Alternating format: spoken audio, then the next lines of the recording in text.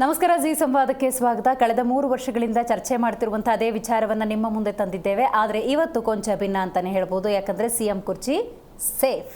ಸ್ವತಃ ಎಐಸಿಸಿ ಅಧ್ಯಕ್ಷರು ಮಲ್ಲಿಕಾರ್ಜುನ ಖರ್ಗೆ ಅವರು ಈ ಬಗ್ಗೆ ಒಂದು ಕ್ಲಾರಿಟಿಯನ್ನು ಕೊಟ್ಟ ಹಾಗೆ ಕಾಣ್ತಾ ಇದೆ. ಹಾಗಾದರೆ ಇವತ್ತು ಮಲ್ಲಿಕಾರ್ಜುನ ಖರ್ಗೆ ಅವರು ಏನು ಹೇಳಿದ್ರು? ಹಲವು ವಿಚಾರಗಳನ್ನು ಪ್ರಸ್ತಾಪ ಮಾಡಿದ್ದಾರೆ. ಸಿಎಂ ಬದಲಾವಣೆ ಸದ್ಯಕ್ಕಿಲ್ಲ. ಮೊದಲನೇದು, ಯಾಕಂದರೆ 3 ವರ್ಷಗಳಿಂದ ಬಹಳಷ್ಟು ಗೊಂದಲ ಆಗ್ತಾ ಇತ್ತು. ಎಐಸಿಸಿ ಅಧ್ಯಕ್ಷರೇ ಹೇಳಿರೋದ್ರಿಂದಾಗಿ ಅದನ್ನು ನಾವು ಅಕ್ಸೆಪ್ಟ್ ಮಾಡಬೇಕಾಗತ್ತೆ. ಎರಡನೇ ವಿಚಾರ, ನಮ್ಮ ಹಣೆ ಬರಹ ಅಥವಾ ಐಡಿಯಾಲಜಿ ಇವುಗಳನ್ನು ನಿರ್ಧಾರ ಮಾಡೋದು ಸೋನಿಯಾ ಗಾಂಧಿ ಅಂತ ಹೇಳಿದ್ದಾರೆ. ಸೊ ಹಾಗಾಗಿ ಮಲ್ಲಿಕಾರ್ಜುನ ಖರ್ಗೆ ಅವರು ಕೊಟ್ಟಿರುವಂಥ ಸ್ಟೇಟ್ಮೆಂಟ್ ಮೇಲೆ ಇವತ್ತು ನಾವು ಮಾತಾಡಬೇಕಾಗತ್ತೆ. ಡೀಟೇಲ್ ಆಗಿ ಇದರ ಬಗ್ಗೆ ಚರ್ಚೆ ಮಾಡ್ತಾ ಹೋಗೋಣ. ನಾನು ದಿವ್ಯಶ್ರೀ.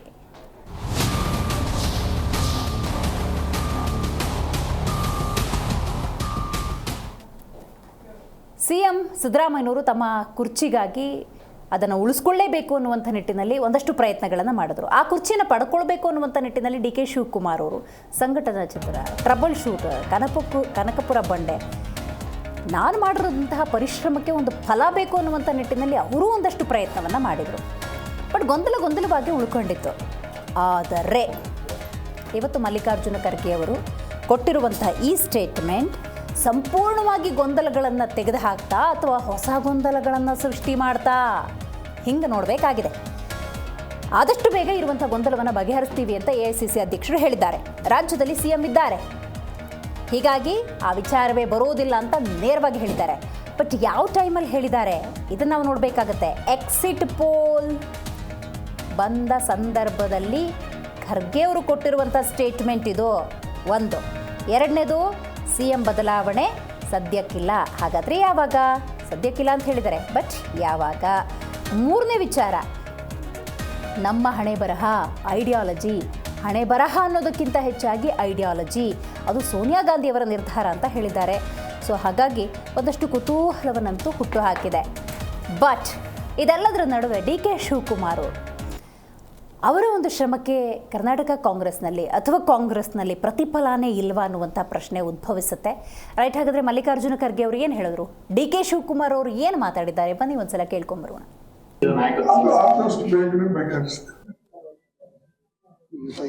ಕುಮಾರಸ್ವಾಮಿ ಅವರು ನಿನ್ನೆ ಒಂದು ಮಾತಾಡಿದ್ದಾರೆ ಸರ್, ಮುಂದಿನ ತಿಂಗಳು ಕಾಂಗ್ರೆಸ್ನ 45 MLAಗಳು ಡೆಲ್ಲಿ ಟಿಕೆಟ್ ಬುಕ್ ಮಾಡಿದ್ದಾರೆ ಅಂತ.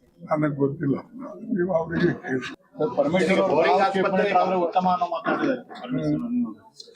ನಾನಾದ್ರೆ ಉತ್ತಮ ಅಂತ ನೀವು ಹೇಳ್ತೀರಿ, ಅವರು ಹೇಳ್ತಾರೆ, ಮೇಲಿನವ್ರು ಹೇಳ್ತಾರೆ. ಬಟ್ ನಮ್ಮೆಲ್ಲರ ಹಣೆ ಬಾರ ಅನ್ನೋಕ್ಕಿಂತಲೂ ನಮ್ಮ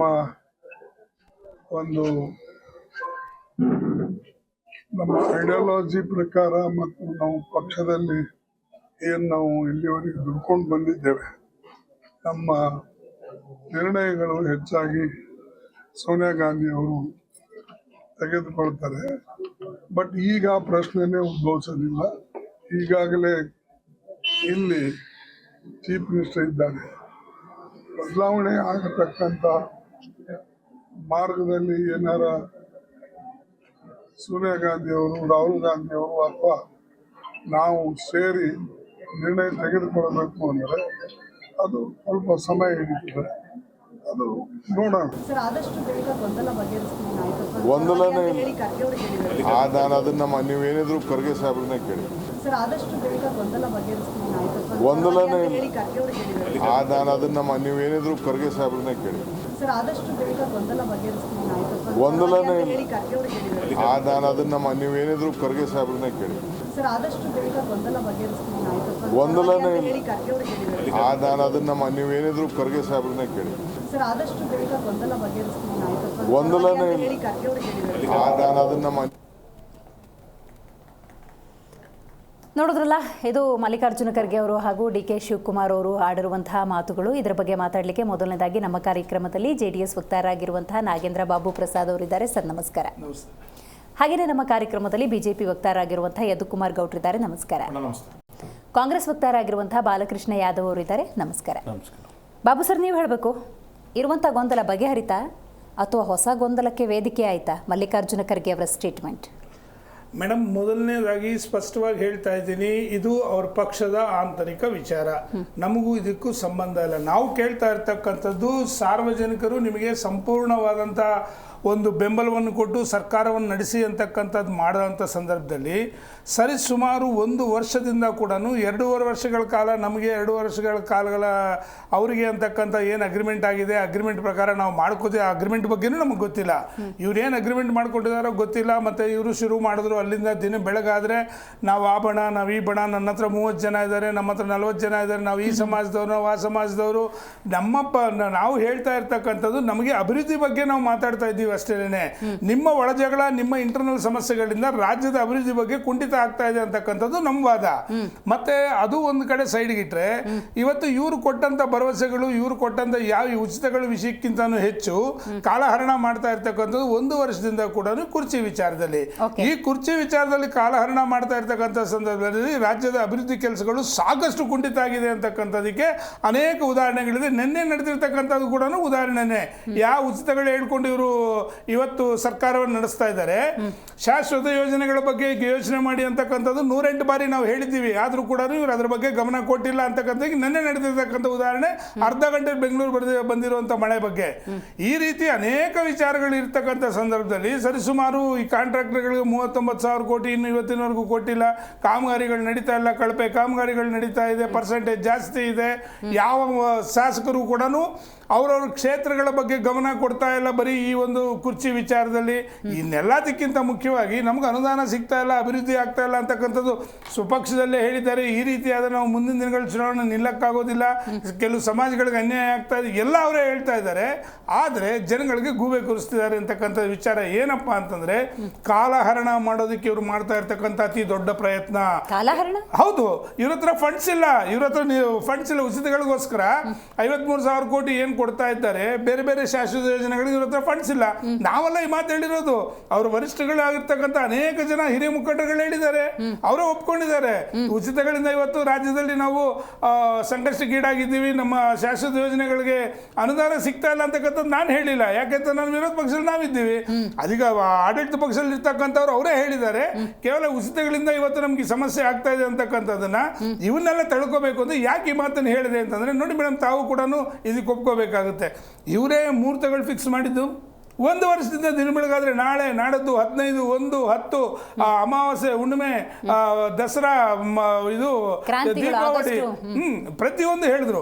ಕೊನೆಗೆ ಮೊನ್ನೆ ಏನಂತ ಹೇಳಿದ್ರು, 4ನೇ ತಾರೀಕು ರಿಸಲ್ಟ್ ಇದೆ, ರಿಸಲ್ಟ್ ಆದ ನಂತರ ಅಂತ. ಮತ್ತೊಂದು ದುರಂತ ಏನು ಅಂತಂದ್ರೆ, ಇವರು ಡೆಲ್ಲಿಗೆ ಓಡಾಡಿರೋ ಅಷ್ಟರಲ್ಲಿ ಏನಾದರೂ ಕ್ಷೇತ್ರಗಳಲ್ಲಿ ಓಡಾಡಿದ್ರೆ ಇವರುಗಳ ಶಾಸಕರುಗಳು ಕರ್ನಾಟಕ ರಾಜ್ಯ ಅರ್ಧ ಭಾಗ ಇವತ್ತು ಎಲ್ಲೋ ಸುಭಿಕ್ಷವಾಗಿರ್ತಿತ್ತು ಅಂತಕ್ಕಂಥ ಮಾತು. ಅಷ್ಟು ಇವ್ರು ಬರೀ ಡೆಲ್ಲಿಗೆ ಓಡಾಡಿ ಕಾಲಹರಣ ಮಾಡಿದ್ರು. ಈ 4ನೇ ತಾರೀಕು ಅಂತಂದ್ರು ಮತ್ತೊಂದು ಗುಂಪು ಬಂತು, ಇನ್ನೊಂದು ಗುಂಪು ಕಡೆ 15ನೇ ತಾರೀಕು ನೋಡಿ ಅವ್ರ ಬರ್ತ್ಡೇ ಗಿಫ್ಟ್ ಕೊಡ್ತೀವಿ ಅಂತಕ್ಕಂಥ ಮಾತನ್ನು ಹೇಳಿದ್ರು. ಇವೆಲ್ಲ ಹೇಳಿರ್ತಕ್ಕಂಥದ್ದು ಕಾಂಗ್ರೆಸ್ಸಿಗೆ ಗೊಂದಲಗಳು ಸೃಷ್ಟಿ ಮಾಡೋದು ಕಾಂಗ್ರೆಸ್ಸು. ಇವರು ಕಾಲಹರಣ ಮಾಡೋದಕ್ಕೆ ರಾಜ್ಯದಲ್ಲಿ ಇವ್ರ ಹತ್ರ ಹಣ ಇಲ್ಲ, ಶಾಶ್ವತ ಯೋಜನೆಗಳಿಗೆ ಯಾವುದೇ ಕಾರಣಕ್ಕೂ ಇರುತ್ತೆ ಒಂದು ನಯಾ ಪೈಸಾ ಅಭಿವೃದ್ಧಿ ಪಥದಲ್ಲಿ ಸಾಗೋದಕ್ಕೆ ಕಾಸಿಲ್ಲ ಅಂತಕ್ಕಂಥ ಒಂದೇ ಒಂದು ವಿಚಾರಕ್ಕೆ ದಿನ ಬೆಳಗಾದ್ರೆ 4 ದಿನಕ್ಕೆ ಒಂದು ಹೊಸ ವಿಷಯ ಹುಟ್ಟಾಕೋದು ಮುಂದಾಗ್ತಾ ಇರೋದು.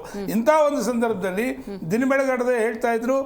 ಪ್ರತಿಪಕ್ಷಕ್ಕೆ ಆಡಳಿತ ಪಕ್ಷದ ಸ್ಟ್ರಾಟಜಿ ಗೊತ್ತಾಗಿದೆ ಅಂತ ಹೇಳಿದ್ರೆ, ಓ ಈ ತರ ತಂತ್ರ ಹುಡ್ತಿದ್ದೀರಾ, ಪ್ರತಿತಂತ್ರ ಹುಡ್ಬೇಕು ಅಂತ ನೀವು ಜನಸಾಮಾನ್ಯರ ಧ್ವನಿ ಆಗಬೇಕು. ಖಂಡಿತ ಒಳ್ಳೆ ಮಾತನ್ನು ಹೇಳಿದ್ರಿ. ಸನ್ಮಾನ್ಯ ನಿಖಿಲ್ ಕುಮಾರಸ್ವಾಮಿ ಅವರು 85 ಕ್ಷೇತ್ರಗಳನ್ನ ಇವತ್ತು ಯಾವುದೇ ಚುನಾವಣೆ ಇಲ್ಲ, ಒಬ್ಬಂಟಿಯಾಗಿ 85 ಕ್ಷೇತ್ರಗಳಲ್ಲಿರ್ತಕ್ಕಂಥ ಕಟ್ಟ ಕಡೆಯ ಕಾರ್ಯಕರ್ತನವರೆಗೂ ಕೂಡ ನಾವು ಮನವರಿಕೆ ಮಾಡೋದಕ್ಕೆ ಹೊರಟಿದ್ದೀವಿ.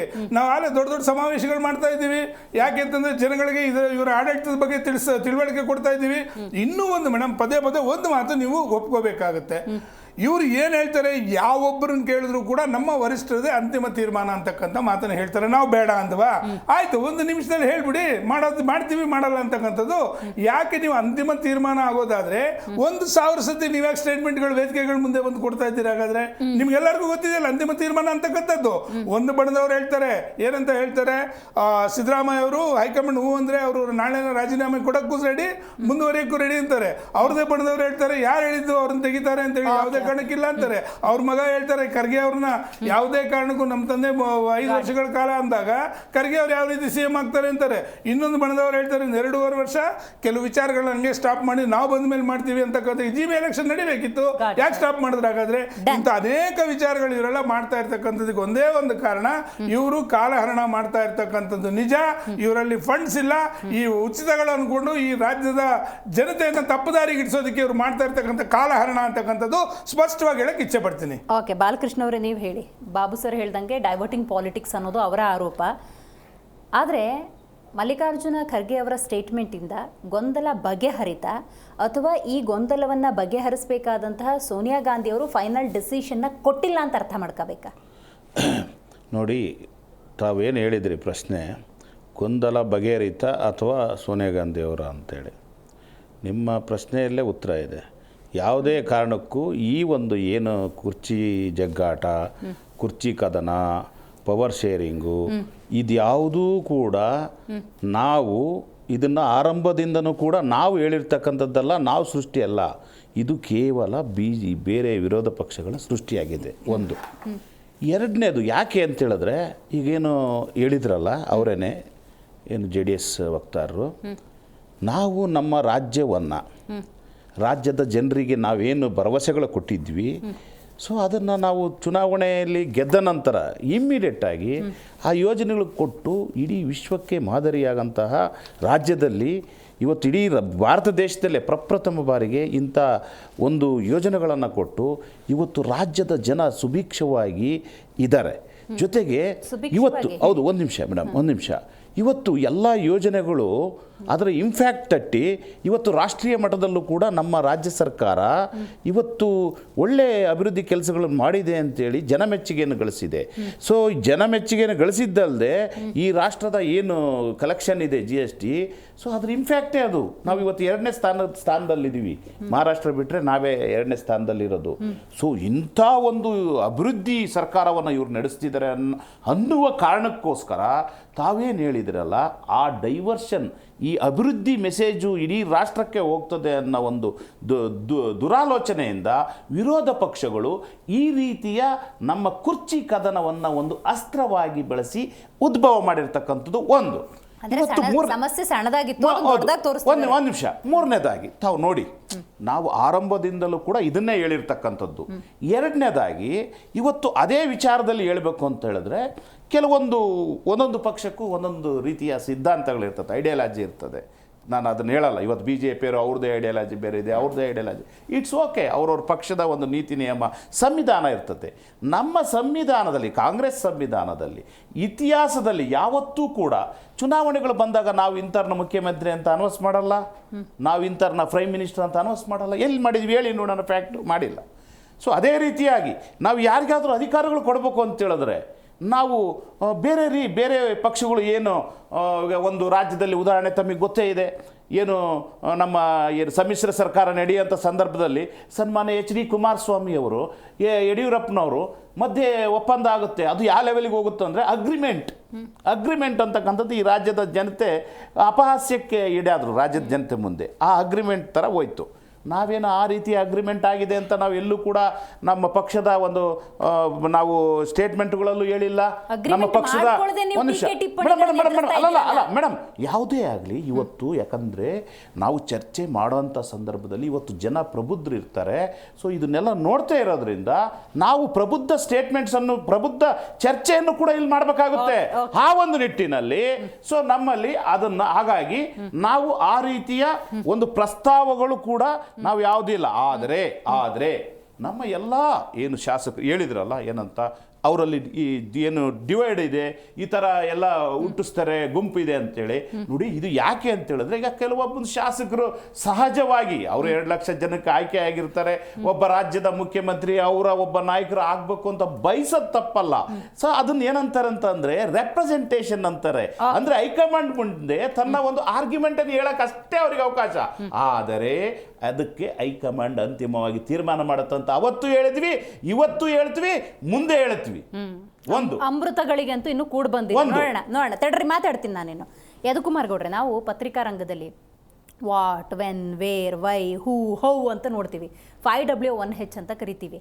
ಬಟ್ ಮಲ್ಲಿಕಾರ್ಜುನ ಖರ್ಗೆ ಅವರು ಇವತ್ತು ಕೊಟ್ಟಿರುವ ಈ ಸ್ಟೇಟ್ಮೆಂಟನ್ನು ಯಾವಾಗ ಕೊಟ್ಟಿದ್ದಾರೆ ಅಂತ ನೋಡೋದಾದರೆ ಆಫ್ಟರ್ ಎಕ್ಸಿಟ್ ಪೋಲ್ ಏನಾದರೂ ಲಿಂಕ್ ಮಾಡೋಕ್ಕೆ ಸಾಧ್ಯನಾ? ಹೌದು ಮೇಡಮ್, ಯಾಕೆಂದರೆ ಎಕ್ಸಿಟ್ ಪೋಲ್ಸ್ಗಳು ಸಾಮಾನ್ಯವಾಗಿ ಒಂದು ದಿಕ್ಸೂಚಿ ತೋರಿಸುತ್ತೆ. ಕರೆಕ್ಟ್ ಫಲಿತಾಂಶ ಅಲ್ಲದೆ ಇದ್ರೂ ಯಾವ ದಿಕ್ಕಿನಲ್ಲಿ ಮತದಾರ ಯೋಚಿಸ್ತಾ ಇದ್ದಾನೆ ಅನ್ನೋದು ಹೇಳುತ್ತೆ. ಅದಾದಮೇಲೆ ಅವರ ನಾಯಕ ಅವ್ರನ್ನ ಅಧ್ಯಕ್ಷರು ಮಾಡಿರೋದೇ ಸೋಲುಗಳ ಬುಟ್ಟಿಯನ್ನು ಅವರ ತಲೆ ಮೇಲೆ ಕಟ್ಟೋಕ್ಕೆ. ಅವ್ರನ್ನ ಅಧ್ಯಕ್ಷರು AICC ಅಧ್ಯಕ್ಷರು ಮಾಡಿರೋದೇ ಸಾಲು ಸೋಲುಗಳು ಏನು ಕಾಂಗ್ರೆಸ್ ಅನುಭವಿಸುತ್ತೆ, ಅದನ್ನ ಯಾರಾದರೂ ಒಬ್ಬರು ಸ್ಕೇಪ್ ಗೋಟ್ ಬೇಕಲ್ಲ, ಅದಕ್ಕೆ ಅವ್ರನ್ನೇ ಅದು ಹೊಣೆಗಾರ ಮಾಡೋಕ್ಕಂತಾನೆ ಕಟ್ಟಿರುವಂಥದ್ದೇ ಹೊರತು ಅವ್ರಿಗೆ ಯಾವುದೇ ಅಧಿಕಾರ ಇಲ್ಲ, ಎಂಥದ್ದು ಇಲ್ಲ. ಆದರೆ ಕರ್ನಾಟಕದವರು ಅಂತ ಅಂದಾಗ ನಾವು ಒಂಚೂರು ಹೆಮ್ಮೆ ಪಟ್ಕೋಬೇಕಾಗತ್ತೆ. ನಮ್ಮ ಕರ್ನಾಟಕದ ಒಬ್ಬ ಹಿರಿಯ ನಾಯಕ, ಕಾಂಗ್ರೆಸ್ಸಿನ ನಾಯಕ, 50 ವರ್ಷದ ಸುದೀರ್ಘ ರಾಜಕೀಯ ಬದುಕು ಅಂತ ಒಂದು ಹೆಮ್ಮೆ ಇದೆ. ಆದರೆ ಇದು ಹತಾಶೆ ಭಾವನೆ ಮೇಡಮ್. ಯಾಕಂದ್ರೆ ತನಗೆ ಸಿಗಲಾರದ್ದು, ತನ್ನನ್ನು ಆ ಸ್ಥಾನದಿಂದ ವಂಚಿತರಾಗಿ 2009ರಲ್ಲಿ ದೆಹಲಿಗೆ ಕಳಿಸಿದಂತ ಯಾರ್ಯಾರು ಪುಣ್ಯಾತ್ಮರು ಇಲ್ಲಿ ರಾಜ್ಯವಾಳ್ತಾ ಇದ್ದಾರೆ ಅವ್ರ ಬಗ್ಗೆ ಒಂದು ಹತಾಶ ಭಾವನೆ ಇರ್ಬೋದು, ಮತ್ತೆ ಕಂಬ್ಯಾಕ್ ಬರುವಂತ ಹತಾಶ ಭಾವನೆ ಇರ್ಬೋದು. ಯಾಕಂದ್ರೆ ಎಲ್ಲೋ ಗುರುಮಿಟ್ಕಲ್ಲಿರೋರ್ನ ಲೋಕಸಭೆಗೆ ಇದಕ್ಕೆ ನಿಲ್ಲಿಸಿ ಪಾಪ ಇಲ್ಲಿ ಜಾಗ ಖಾಲಿ ಮಾಡಿಸಿದವ್ರು ಪುಣ್ಯಾತ್ಮರು ಇನ್ನ ಇದ್ದಾರೆ, ಇಲ್ಲೇ ಓಡಾಡ್ಕೊಂಡಿದ್ದಾರೆ. ಅದಲ್ಲಿ ಈ ತರ ಎಲ್ಲ ಇರ್ಬೇಕಾದಾಗ ಅವ್ರು ಹಲವಾರು ಬಾರಿ ಇವರಿಗೆ ಚಿಕ್ಕ ಮಕ್ಳ ತರ ಎಷ್ಟೊಂದು ಬಾರಿ ಹೇಳಿದ್ದಾರೆ ಬಾಯಿ ಮುಚ್ಕೊಂಡು ಕೆಲಸ ಮಾಡಿ ಅಂತ ಹೇಳಿರುವಂತದ್ದು. ನೀವು ಅದನ್ನ 100 ಬಾರಿ ಉಲ್ಲೇಖ ಮಾಡಿದ್ದೀರಾ. ಆದ್ರೆ ಇವ್ರು ಯಾರು ಕೇಳೋ ಸಣ್ಣ ಮಕ್ಕಳು ಅಲ್ಲ, ಸ್ಕೂಲ್ ಮಕ್ಕಳು ಅಲ್ಲ, ವಿಧಾನಸೌಧದ ಮಕ್ಕಳುಗಳು ಇವರೆಲ್ಲ. ಅದು ಏನು ಪ್ರಯೋಜನ ಇಲ್ಲ ಇವರಿಗೆ, ಯಾಕಂದ್ರೆ ಅದೆಲ್ಲ ಬಿಟ್ಬಿಟ್ಟಿದ್ದಾರೆ ಅದಲ್ಲಿ. ಯಾಕಂದ್ರೆ ಸಾಲು ಸೋಲುಗಳ ಹತಾಶೆ ಇವ್ರನ್ನ ಈ ತರದ. ಮೇಡಮ್, ಈಗ ಜನವಿರೋಧಿಯಾಗಿ ಜನರ ಒಂದು ಇದನ್ನ ಕಳ್ಕೊಂಡಿರುವಂತ ಸರ್ಕಾರ ಇದ್ರೇನು ಹೋದ್ರೇನು ಮೇಡಮ್, ಅದು ಜನರ ಪಾಲಿಗೆ ಹೋದಂಗೆನೆ ಅದಲ್ಲಿ. ಈಗ ತಾವು ಉಲ್ಲೇಖ ಮಾಡ್ತಾ ಇದ್ದಂಗೆ ನಿನ್ನೆ ದುರ್ಘಟನೆಗಳು ನಡೆಬೇಕಾದಾಗ ಅದು ಸರ್ಕಾರದ ನಿರ್ಲಕ್ಷ್ಯ ಅಲ್ವಾ ಮೇಡಮ್? ಅದಲ್ಲಿ ಪ್ರತಿ ಮುಂಗಾರಿಗೆ ಮುಂಚೆ ಸರ್ಕಾರ ಕೆಲವು ಮುಂಜಾಗ್ರತಾ ಕ್ರಮ, ಅದು ಯಾವುದೇ ಸರ್ಕಾರ ಇದ್ರೂ ಕೂಡ ಅದು ರಾಜಕಾಲುವೆ ಕ್ಲೀನಿಂಗ್ ಆಗ್ಬೋದು, ಟ್ರಿಮಿಂಗ್ ಆಫ್ ದ ಟ್ರೀಸ್ ಆಗ್ಬೋದು, ಈ ತರ ಶಿಥಿಲಾವಸ್ಥೆಯಲ್ಲಿ ಇರುವಂತ ಗೋಡೆಗಳಾಗ್ಬೋದು ಮಾಡುವಂಥದ್ದು. ಇವರ ಸಾಲು ದುರ್ಘಟನೆಗಳಿಗೆ 7ರಿಂದ 10 ಅಮಾಯಕ ಜೀವಿಗಳು ಹೋದ್ವಲ್ಲ ಮೇಡಮ್ ಅದಲ್ಲಿ. ಅದು ಕೊನೆ ಯಾರು? ಇವ್ರು ಹೋಗ್ಬಿಟ್ಟು ಪರಿಹಾರ ಕೊಟ್ಬಿಟ್ಟು ಅಲ್ಲಿ ಹೋಗಿ ಅಧಿಕಾರಿಗಳನ್ನ ತರಾಟೆ ತಗೊಂತಾರೆ, ಅದು ಓದ ಜೀವ ವಾಪಸ್ ಬರುತ್ತೆ ಅಂತದ. ಮತ್ತೆ ಇವರು ಯಾರು ಈ ಕ್ಷೇತ್ರದಲ್ಲಿ ಇದ್ದವ್ರು ಯಾರು? ಆ ಶಿಥಿಲಾವಸ್ಥೆ boring hospital, one of the reputed hospitals, ಅಲ್ಲಿ ಈ ತರದ್ದು ಆಗಿದಂತದ್ದು ಯಾಕೆ ಮೇಡಮ್? ಇದೇ ಹಾಸ್ಪಿಟಲ್ ನಲ್ಲಿ ಇದುವರೆಗೂ ಸರ್ಕಾರದ ಅಂದ್ರೆ ಕೇಂದ್ರ ಸರ್ಕಾರದ ಜನ ಔಷಧಿ ಕೇಂದ್ರ ಇಲ್ಲ. ಜನ ಔಷಧಿ ಕೇಂದ್ರ ಇದು means you can check the facts madam. Jan Aushadhi ಕೇಂದ್ರ ತೆರೀದೇ ಇರಕ್ಕೆ ಅಲ್ಲಿನ ಶಾಸಕರು ಎಷ್ಟೊಂದು ಒತ್ತಡ ಬೇರೆಯವ್ರ ಮೇಲೆ ಹೇಳಿದ್ರೆ ಅಲ್ಲಿ ತೆಗಿಬಾರ್ದು, ಮೋದಿ ಅವರ ಚಿತ್ರ ಹಾಕ್ಬಾರ್ದು, ಜನ ಔಷಧಿ ಕೇಂದ್ರ ಇರಬಾರ್ದು ಅಂತ. This you can check it with the facts madam. ಇದು ನಡೆದಿರುವಂತದ್ದು. ಈ ತರ ಮನಸ್ಥಿತಿ ಇರುವಂತವ್ರು ಜನರ ಬಗ್ಗೆ ಯಾವ ರೀತಿ ಇದು ಮಾಡ್ತಾರೆ ಮೇಡಮ್? ಹೇಳ್ತಾರಲ್ಲ, ಇವಾಗ GB ರೀಸೆಂಟ್ ಬಜೆಟ್ ಆಯ್ತಲ್ಲ, 18,000 20,000 ಕೋಟಿ 5 ಪಾಲಿಕೆಗಳು ಮಾಡಿ ಏನಾಯ್ತು? ಗ್ರೇಟರ್ ಬ್ಯಾಂಗ್ಳೂರ್ ಆಯ್ತಾ ಇಲ್ಲ ಅದು ವಾಟರ್ ಬೆಂಗಳೂರು ಆಯ್ತಾ? ವಾಟರ್ ಬೆಂಗಳೂರು ಆಯ್ತು. ಬರೀ ಒಂದು ಮಳೆಗೆನೆ ನಾವು ಬ್ರ್ಯಾಂಡ್ ಅಂತ ಲೂಟಿ ಹೊಡ್ಕೊಂಡು ಬರೀ ಬ್ರ್ಯಾಂಡ್ ಲೂಟಿ ಅಂತ ಮಾಡ್ಕೊಂಡು ಬಂದಿರುವಂತದ್ದನ್ನ ಈ ಪ್ರಶ್ನೆ ಕೇಳಬೇಕಾದಾಗ ಇವತ್ತು ಇವರಿಗೆ ಕುರ್ಚಿ ಕಿತ್ತಾಟದ್ದು. ಸೊ ಇಂಥ ದಪ್ಪ ಚರ್ಮದ ಸರ್ಕಾರಕ್ಕೆ ಏನ್ ಹೇಳ್ಬೇಕಾಗತ್ತೆ ನಾವು? ರೈಟ್ ಬಾಬು ಸರ್, ನೀವು ಹೇಳಬೇಕು. After exit poll Mallikarjun Kharge ಅವರು ಮಾತಾಡಿರೋದು ಅಂದ್ರೆ ಚುನಾವಣೆಯ ಫಲಿತಾಂಶ ಮೇಲೆ ನಿರ್ಧಾರ ಆಗುತ್ತಾ CM ಬದಲಾವಣೆಯ ರಾಜ್ಯದ ವಿಚಾರ? ಮೇಡಮ್, ಇಲ್ಲಿ ಒಂದು ಪ್ರಶ್ನೆ ಬರುತ್ತೆ ನೋಡಿ. ಇಲ್ಲಿ ಏನಾಗಿದೆ ಅಂತಂದರೆ, ಕರ್ನಾಟಕದ ಕಾಂಗ್ರೆಸ್ಸಲ್ಲಿ ಸ್ಪಷ್ಟವಾಗಿ ಅವ್ರು ಒಪ್ತಾರೋ ಇಲ್ವೋ ನನಗೆ ಗೊತ್ತಿಲ್ಲ, 2 ಗುಂಪುಗಳು ಇರ್ತಕ್ಕಂಥದ್ದು ಸ್ಪಷ್ಟ. ಯಾಕೆ ಅಂತಂದರೆ 100 ಬಾರಿ ಅಲ್ಲ 1000 ಬಾರಿ ನಾವು ಯಾವ ಗುಂಪಲ್ಲಿದ್ದೀವಿ ಅಂತಕ್ಕಂಥದ್ದು ಯಾರನ್ನು ಮಾತಾಡಿದ್ದಾರೆ. ಈಗಲೂ ಕೂಡ ಸನ್ಮಾನ್ಯ ಮಲ್ಲಿಕಾರ್ಜುನ್ ಖರ್ಗೆ ಅವ್ರು ಕೊಟ್ಟಿರ್ತಕ್ಕಂಥ ಸ್ಟೇಟ್ಮೆಂಟ್ ಆದಮೇಲೆ ಕೆಲವರು ಪ್ರಶ್ನೆ ಮಾಡಿದ್ರು, ಹಾಗಾದರೆ DK ಅವರು ಫಾಲೋವರ್ಸ್ ಎಲ್ಲ ಏನು ಮಾಡ್ತಾರೆ ಅಂತ. ಅಂದರೆ ಅಲ್ಲಿ ಗುಂಪುಗಾರಿಕೆ ಇದೆ ಅಂತಕ್ಕಂಥ ಒಂದಾದರೆ, ಎರಡನೇದು ವಲಸಿಗರು ಮತ್ತು ಮೂಲತಃ ಅವರು ಅಂತಕ್ಕಂಥ ಒಂದು ಪ್ರಶ್ನೆ ಬಂದಿದೆ ನೋಡಿ. ಇದು ಇವತ್ತು ನಡೆದಿರ್ತಕ್ಕಂಥ ಸಂಭಾಷಣೆಯಲ್ಲಿ ಸನ್ಮಾನ್ಯ ಡಾಕ್ಟರ್ G. ಪರಮೇಶ್ವರ್ ಅವರು ಹೇಳ್ತಾರೆ, ದಲಿತ CM ಆಗೋದಾದರೆ ನಮ್ಗೆ ಯಾವ ಅಭ್ಯಂತರ ಇಲ್ಲ, ಸನ್ಮಾನ್ಯ ಮಲ್ಲಿಕಾರ್ಜುನ್ ಖರ್ಗೆ ಅವರು ಆಗೋದಾದರೆ ನಾವು ಅದರಲ್ಲಿ ಇದ್ದಿದ್ದು ನಮ್ಗೆ ತೊಂದರೆ ಇಲ್ಲ ಅಂತಕ್ಕಂಥ ಯಾವ ಪರಿಸ್ಥಿತಿ ಬಂದಿದೆ ಅಂತಂದರೆ, ವಲಸಿಗರು ಬಂದ ನಂತರ ಮೂಲತಃದವ್ರಿಗೆ ಬೆಲೆ ಇಲ್ದಂಗಾಗಿದೆ. ಇವತ್ತು ಅವ್ರು ಹೇಳ್ತಾರೆ ಐಡಿಯಾಲಜಿ ಅಂತ. ಯಾವ ಐಡಿಯಾಲಜಿ ಅಂತಕ್ಕಂಥ ಬಿಡಿಸಿ ಹೇಳ್ಬೇಕಲ್ಲ ಜನಗಳಿಗೆ. ಇಲ್ಲಿ ಇರ್ತಕ್ಕಂಥ ಹೈಕಮಾಂಡ್ ಐಡಿಯಾಲಜಿ, ಯಾರಲ್ಲಿ ಚೆನ್ನಾಗಿ ನೋಡ್ಕೋತಾರೆ ಅಂಥವ್ರ ಸ್ಥಾನಮಾನ ಅಷ್ಟೇನೆ. ದುಡಿದಂಥವ್ರಿಗೆ ಇವರಲ್ಲಿ ಬೆಲೆ ಇಲ್ಲ ಅಂತಕ್ಕಂಥ ನಂಬರ್ 1 ಸ್ಪಷ್ಟ. ಯಾವುದೇ ಕಾರಣಕ್ಕೂ ಉಪಚುನಾವಣೆ ರಿಸಲ್ಟ್ ಬಂದ ನಂತರ ಇಲ್ಲಿ ಏನು ಕೂಡ ನಡೆಯಲ್ಲ. ಕಾರಣ ಇಷ್ಟೇನೆ, ಇವತ್ತೇನಾದರೂ ಇನ್ನೊಬ್ಬರಿಗೆ ಕೊಟ್ಟರೆ ಪರಿಸ್ಥಿತಿ ಏನಾಗುತ್ತೆ ರಾಜ್ಯ ಅಂತಕ್ಕಂಥದ್ದು ಯೋಚನೆ ಮಾಡ್ತಿರ್ತಕ್ಕಂಥ ಒಂದು ಬಣ ಆದರೆ, ಇನ್ನೊಂದು ಬಣ ಯಾವುದೇ ಕಾರಣಕ್ಕೂ ನಾವು ಕೊಡಬಾರ್ದು, ಕೊಟ್ಟರೆ ನಾನು ಬೇರೆ ರೀತಿ ಡಿಸಿಷನ್ ತಗೋತೀನಿ ಅಂತಕ್ಕಂಥ ಒಂದು ಹೆದರಿಕೆಗಳು ಸ್ಟೇಟ್ಮೆಂಟ್ಗಳು ಕೊಡ್ತಾ ಇರ್ತಕ್ಕಂಥದ್ದು. ಉದಾಹರಣೆಗೆ ನಿಮ್ಗೆ ಹೇಳ್ತೀನಿ, ಅಧಿಕಾರ ಹಂಚಿಕೆ ಗೊಂದಲ ಬಗೆಹರಿಸಿ ವರಿಷ್ಠರಿಗೆ ಮನವಿ. ಯಾರು ಮಾದೇವಪ್ಪನವರು. ಮತ್ತು ಇದೇ ರೀತಿ ನೋಡ್ಕೊಂಡು ಹೋದರೆ ರಾಹುಲ್ ಗಾಂಧಿ ಸೂಚಿಸಿದ ಸಿದ್ದು ಅಧಿಕಾರ ತ್ಯಾಗ, ರಾಜಣ್ಣ. ಮುಖ್ಯಮಂತ್ರಿಗಳ ಸ್ಥಾನಕ್ಕೆ ಸಿದ್ದು ರಾಜೀನಾಮೆ ನೀಡಲ್ಲ, ಜಮೀರು. ಯಾರು ಮನೆ ಕಾಂಗ್ರೆಸ್ ಹೋಗ್ತಾರೆ ಹೇಳಬೇಕು. ಖರ್ಗೆ ಮುಖ್ಯಮಂತ್ರಿ ಆದರೆ ಸಂತೋಷ, ಡಾಕ್ಟರ್ ಜಿ ಪರಮೇಶ್ವರ್ ಅವರು. ಇದು ನಮ್ಮ ಸ್ಟೇಟ್ಮೆಂಟ್ ಅಲ್ಲ. ಸಿ ಎಂ ಒಪ್ಪಂದ ಆಗಿದೆಯೋ ಇಲ್ವೋ ಗೊತ್ತಿಲ್ಲ, ತನ್ವೀರ್ ಸೇಠ್. ಈಗ ನಮ್ಮ ಕಾಂಗ್ರೆಸ್ ವಕ್ತಾರರು ಹೇಳ್ದಂಗೆ ಇದು ಬಿಜೆಪಿ ಅಥವಾ JDS ನ ಅಪಪ್ರಚಾರಕ್ಕೆ ನೀವು ಕೊಡ್ತಿರೋ ಉತ್ತರ ಇದು. ಉತ್ತರ. ಆಮೇಲೆ ಇನ್ನೊಂದು ಹೇಳ್ತಾರೆ, ಸಚಿವ ಸ್ಥಾನ ಸಿಗೋವರೆಗೂ ವಿರಮಿಸಲ ಅಶೋಕ್ ಪಟ್ಟಣ್. ನಾಯಕತ್ವ ವಿಚಾರದಲ್ಲಿ ಹೈಕಮಾಂಡ್ ನಿರ್ಧಾರಕ್ಕೆ ಒಪ್ಪಿಗೆ, MB ಪಾಟೀಲ್. ಅಹಿಂದ ಚಳವಳಿ ಸಿದ್ದು ಶಕ್ತಿ ಪ್ರದರ್ಶನವಲ್ಲ, ಮಾದೇವಪ್ಪ. ಸದ್ಯಕ್ಕೆ ಖರ್ಗೆ CM ಆಗೋ ಪ್ರಶ್ನೆ ಉದ್ಧವಿಸಲ್ಲ, ಯತೀಂದ್ರ. ಇವರೆಲ್ಲ ಯಾರಾಗಾದ್ರೆ ಇವರೆಲ್ಲ ಕೂಡ ಅವ್ರ ಪಕ್ಷದವರ ಅಭಿಪ್ರಾಯಗಳನ್ನ ವ್ಯಕ್ತಪಡಿಸಲಿ. ಒಂದು ಪಕ್ಷದಲ್ಲಿ ದ್ವಂದ್ವ ನಿಲುವುಗಳನ್ನು ಹೇಳ್ತಕ್ಕಂಥದ್ದು, ಪಕ್ಷದಲ್ಲಿ ಗೊಂದಲ ಇದೆ ಅಂತಕ್ಕಂಥದಕ್ಕೆ ಸ್ಪಷ್ಟ. ಇನ್ನೂ 10 ಚುನಾವಣೆಗಳಾದರೂ ಕೂಡ ಇಲ್ಲಿ ಏನಾಗುತ್ತೆ ಅಂದರೆ, ಇನ್ನೊಬ್ಬರು ಕೊಟ್ಟರೆ ಸರ್ಕಾರ ಯಾವ ಸೆಕೆಂಡ್ ಅಲ್ಲೂ ಬಿದ್ದೋಗ್ಬೋದು ಅಂತಕ್ಕಂಥ ಒಂದು ಗುಮಾನ್ ಬಿಟ್ಟಿದ್ದಾರೆ. ಆ ಕಾರಣಕ್ಕೆ ಯಾವುದೇ ಕಾರಣಕ್ಕೂ ಕೂಡ ಮೇಡಮ್ ಇನ್ನೂ ಒಂದಿದೆ ನೋಡಿ, ಇವತ್ತೇನಾದರೂ ನೀವು ಮುಖ್ಯಮಂತ್ರಿನ ಬದಲಾವಣೆ ಮಾಡೋದಾದರೆ, ಇವರು ಅಹಿಂದ ಹೆಸರಲ್ಲಿ ಬಂದಿರತಕ್ಕಂಥವ್ರು. ಈ CM ಕೂಡ ಅಹಿಂದ ಹೆಸರಲ್ಲೇ ಇವತ್ತು ನಮ್ಮಲ್ಲಿ ಬ್ಲ್ಯಾಕ್ ಮೇಲ್ ಮಾಡಿ, ಇದೇ ರೀತಿ ಅವತ್ತು ನಮ್ಮನ್ನು ಬ್ಲ್ಯಾಕ್ ಮೇಲ್ ಮಾಡಿದ್ದು, ಇದೇ ರೀತಿ ಬ್ಲ್ಯಾಕ್ ಮೇಲ್ ಮಾಡಿ ಇರ್ತಕ್ಕಂಥ ಟೀಮ್ ಇದೆಯಲ್ಲ, ಕೆಲವರು ಸಚಿವರುಗಳು, ಶಾಸಕರುಗಳು, ಈ ಟೀಮ್ ಎಲ್ಲ ಕೂಡ ಸನ್ಮಾನ್ಯ ದೇವೇಗೌಡರನ್ನ, ಕುಮಾರಸ್ವಾಮಿ ಅವ್ರನ್ನ ಇದೇ ರೀತಿ ಬ್ಲ್ಯಾಕ್ ಮೇಲ್ ಮಾಡಿ ಬಂದಿದ್ದು. ಮೊನ್ನೆ ಒಂದು ಬ್ಲ್ಯಾಕ್ ಮೇಲ್ ಪ್ರಸಂಗ ನಡೀತು. ಏಕದಮ್ ಏಕಾಏಕಿ ನಾನು JDS ಬರ್ತೀನಿ ಅಂತಕ್ಕಂಥ ಮಹಾನ್ ನಾಯಕರೊಬ್ಬರು ಹೇಳ್ತಾರೆ, ನಮ್ಗೆ ಅವಶ್ಯಕತೆ, ನಮಗೆ ಇದೆಲ್ಲ ಬ್ಲ್ಯಾಕ್ ಮೇಲ್ ತಂತ್ರ.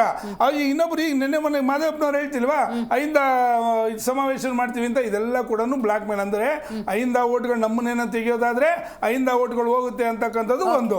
ಮತ್ತು ಇನ್ನೊಂದು ಈಗ ಇಂಪಾರ್ಟೆಂಟು, ನಮ್ಮ ಮನೆ ವಕ್ತಾರರು ಕೆಲವು ವಿಚಾರಗಳನ್ನ ಹೇಳಿದ್ರು. ಇವೆಲ್ಲ ಕೂಡ ವಿರೋಧ ಪಕ್ಷದ ಷಡ್ಯಂತ್ರ ಅಂತ ಹೇಳಿ.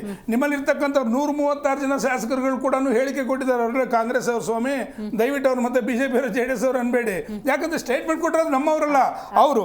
ಮತ್ತೆ ಮೇಡಮ್ ಲಾಸ್ಟ್ ಒಂದು ಪಾಯಿಂಟ್, ಇಂಪಾರ್ಟೆಂಟ್ ಪಾಯಿಂಟ್ ಇದೆ, ಅವ್ರಿಗೆ ಹೇಳಬೇಕಾಗುತ್ತೆ.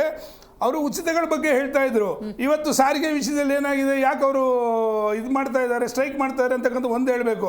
10 kg ಕೊಡ್ತೀನಿ ಅಂತ ಹೇಳ್ಬಿಟ್ಟು 5 kg ಕೊಡ್ತಾರೆ. ಬರೀ ಕೇಂದ್ರ ಸರ್ಕಾರದಿಂದ 5 kg ನೀವೇನೇನು ಉಲ್ಟಾ ಪಲ್ಟಾ ಆಗ್ತಿದ್ದೀರಾ ಅಂತಕ್ಕಂಥದ್ದು ಗೊತ್ತಾಗಿದೆ. ಮಹಿಳೆಯರಿಗೆ 2,000 ಏನು ಕೊಟ್ಟರೆ ಅದರಲ್ಲಿ 5,000 ಕೋಟಿ ಏನಾಯಿತು ಅಂತಕ್ಕಂಥದ್ದು ಕೂಡ ಇವತ್ತಿನವರೆಗೂ ನೀವು ವಿವರಣೆ ಕೊಡಲಿಲ್ಲ. ನಿರುದ್ಯೋಗಿಗಳು ಏನಕ್ಕೆ ಉತ್ತರ ಕರ್ನಾಟಕದಲ್ಲಿ ಸ್ಟ್ರೈಕ್ ಮಾಡ್ತಾ ಇದ್ದಾರೆ ಅಂತಕ್ಕಂಥದ್ದು ಗೊತ್ತಿಲ್ಲ. ವಾಲ್ಮೀಕಿ ಹಗರಣ ಏನಾಯಿತು ಅಂತ ಗೊತ್ತಿಲ್ಲ. ಪರ್ಸೆಂಟೇಜ್ ಏನಾಯಿತು ಅಂತಕ್ಕಂಥದ್ದು ಗೊತ್ತಿಲ್ಲ. ರೈತರಿಗೆ ಬೆಂಬಲ ಬೆಲೆ ಬಗ್ಗೆ ಗೊತ್ತಾಗಲಿಲ್ಲ. ಕೊಲೆಗಳಾಗ್ತಾ ಇದೆ ಅದ್ರ ಬಗ್ಗೆ ಗೊತ್ತಿಲ್ಲ. ಕಾನೂನು ಸುವ್ಯವಸ್ಥೆ ಬಗ್ಗೆ ಇವರೇನು ಮಾತಾಡಿಲ್ಲ. ಇಂಥವೆಲ್ಲ ಇರುವಂಥ ಸಂದರ್ಭದಲ್ಲಿ ಇನ್ನೊಂದು ಮೇಡಮ್ ಒಂದು ಮಾತು ಹೇಳ್ತಿದ್ದೀನಿ, ಹೈಕಮಾಂಡ್ಗೆ ಇವರಲ್ಲಿ ಯಾವುದೇ ಕಾರಣಕ್ಕೂ ಗೌರವ ಇಲ್ಲ ಅಂತಕ್ಕಂಥದ್ದು ಸ್ಪಷ್ಟ. ಬರೀ ಬಾಯಿ ಮಾತು ಹೇಳ್ತಾರೆ. ಹೈಕಮಾಂಡ್ ಏನು ಹೇಳುತ್ತೋ ಅಂತಿಮ ತೀರ್ಮಾನ ಅಂತೇಳಿ. ಮೊನ್ನೆ ನನ್ನ ಮಿತ್ರ ಹೇಳ್ದಂಗೆ ಸನ್ಮಾನ್ಯ ಖರ್ಗೆ ಅವ್ರು ಏನಂತ ಹೇಳ್ತಾರೆ, ಬಾಯಿ ಮುಚ್ಕೊಂಡು ಕೂತ್ಕೋಬೇಕು ಅಂತ ಅರ್ಧ ಗಂಟೆಗೆ 10 ಜನ ಸ್ಟೇಟ್ಮೆಂಟ್ ಕೊಟ್ಟಿದ್ದಾರೆ ಅಂತಂದ್ರೆ ನಿಮ್ಮ ಹೈಕಮಾಂಡ್ ಎಷ್ಟು ವೀಕ್ ಇದೆ ಅಂತಕ್ಕಂಥದನ್ನ ಸ್ಪಷ್ಟವಾಗಿ ಹೇಳ್ಬೋದು. ಸರ್ ಬಾಲಕೃಷ್ಣ ಅವರೇ, ಕಳೆದ 1-1.5 ತಿಂಗಳಿನಿಂದ ನಿರಂತರವಾಗಿ ಮೇ ಫಸ್ಟ್ ವೀಕ್ನಲ್ಲಿ ಮೇಜರ್ ಚೇಂಜಸ್ ಆಗುತ್ತೆ, ನಾಯಕತ್ವದ ಬದಲಾವಣೆ ಆಗೋಗುತ್ತೆ, ಈ ರೀತಿಯ ಒಂದಷ್ಟು ಚರ್ಚೆಗಳಿತ್ತು. ಅದು ವದಂತಿಯೋ ಗಾಳಿ ಸುದ್ದಿಯೋ ಚರ್ಚೆಯಲ್ಲಿದ್ದಂತೂ ಹೌದು. ಬಟ್ ಈಗ ಮಲ್ಲಿಕಾರ್ಜುನ ಖರ್ಗೆ ಅವರು ಯಾಕೆ ಹಿಂಗೆ ಮಾತಾಡಿದ್ದಾರೆ, ಮೌನ ಯಾಕೆ ಮುರಿದಿದ್ದಾರೆ? ಮೋರ್ ಓವರ್ ಹೈಕಮಾಂಡ್ ಇದುವರೆಗೂ ಅಷ್ಟಾಗಿ ರಿಯಾಕ್ಟ್ ಮಾಡಿರಲಿಲ್ಲ, ಪರ್ಟಿಕ್ಯುಲರ್ ಸಬ್ಜೆಕ್ಟ್ ಇಟ್ಕೊಂಡೇ ಮಾತಾಡಿದ್ದಾರೆ ಅಂತ ಹೇಳಿದ್ರೆ ಏನಿದ್ದನ್ನು ಹೆಂಗೆ ಅರ್ಥೈಸ್ಕೋಬೇಕು? ನೋಡಿ, ನನ್ನ ಏನು ಇಂದಿನ ಹೇಳಿಕೆಯನ್ನು ಮುಂದುವರಿಸ್ತಾ, ಸೊ ಸನ್ಮಾನ್ಯ ಅಧ್ಯಕ್ಷರಿಗೆ ಸೊ ಈ ರೀತಿಯ ಒಂದು ಗೊಂದಲ ಏನು ಸೃಷ್ಟಿ ಮಾಡಿದಾರಲ್ಲ ವಿರೋಧ ಪಕ್ಷದವರು, ಅದನ್ನು ಪಾಪ ತಾವು ಪತ್ರಕರ್ತರ ಮಿತ್ರರು ಹೋಗಿ ಕೇಳಿದ್ದಾರೆ. ನಿಮ್ಮ ತಪ್ಪಲ್ಲ ಅದು. ಈ ರೀತಿಯ ಒಂದು ಚರ್ಚೆ ನಡೀತಾ ಇದೆ. ಚರ್ಚೆ ಯಾಕೆ ನಡೀತಾ ಇದೆ ಅನ್ನೋದು ನಾನು ಹೇಳಿದೆ. ನಮ್ಮ ಅಭಿವೃದ್ಧಿಯನ್ನ ಸಹಿಸಲಾರದೆ ಸೊ ಈ ರೀತಿಯ ಚರ್ಚೆಯನ್ನ ಜನರು, ಯಾಕಂದ್ರೆ ನಮ್ಮ ಚರ್ಚೆ ಮಾಡಬಾರ್ದಲ್ಲ ಜನ. ಈಗ ನೋಡಿ, ಸಿದ್ದರಾಮಯ್ಯನವರು ಇವತ್ತು ಕರ್ನಾಟಕ ಕಾಂಗ್ರೆಸ್ ಸರ್ಕಾರ 5 ಯೋಜನೆಗಳನ್ನ ಕೊಟ್ಟಂತೆ ನಡ್ಕೊಂತು ಅಂತ ಚರ್ಚೆ ಮಾಡ್ತಾ ಇದ್ರು. ಅದನ್ನು ತಪ್ಪಿಸ್ಬೇಕಾಗಿತ್ತು ಇವರು. ಇವತ್ತು ಕರ್ನಾಟಕ ಸರ್ಕಾರ ಇವತ್ತು ಪರಿಶಿಷ್ಟ ಜಾತಿ ಪರಿಶಿಷ್ಟ ಪಂಗಡದವರಿಗೆ ಇಲ್ಲಿವರೆಗೂ ಕೂಡ ಸುಮಾರು 2 ಲಕ್ಷ ರೂಪಾಯಿನ ಆ ಕಾಲೋನಿಗಳಿಗೆ ಹಣ ಕೊಟ್ಟಿದೆ. ಸೊ ಇದು ಚರ್ಚೆ ಆಗಬಾರ್ದು ಅವರಿಗೆ. ಇವತ್ತು ಏನು ಯುವಕರಿಗೆ ಸೊ ನಾವೇನು ಸ್ಟೈಪೆಂಡ್ ಇದು ಕೊಡ್ತಿದ್ದೀವಿ, ಅದು ಪ್ರತಿ ವಿಧಾನಸಭಾ ಕ್ಷೇತ್ರದಲ್ಲಿ 5,5 ಸಾವಿರ ಕೊಟ್ಟಿದ್ದೀವಲ್ಲ.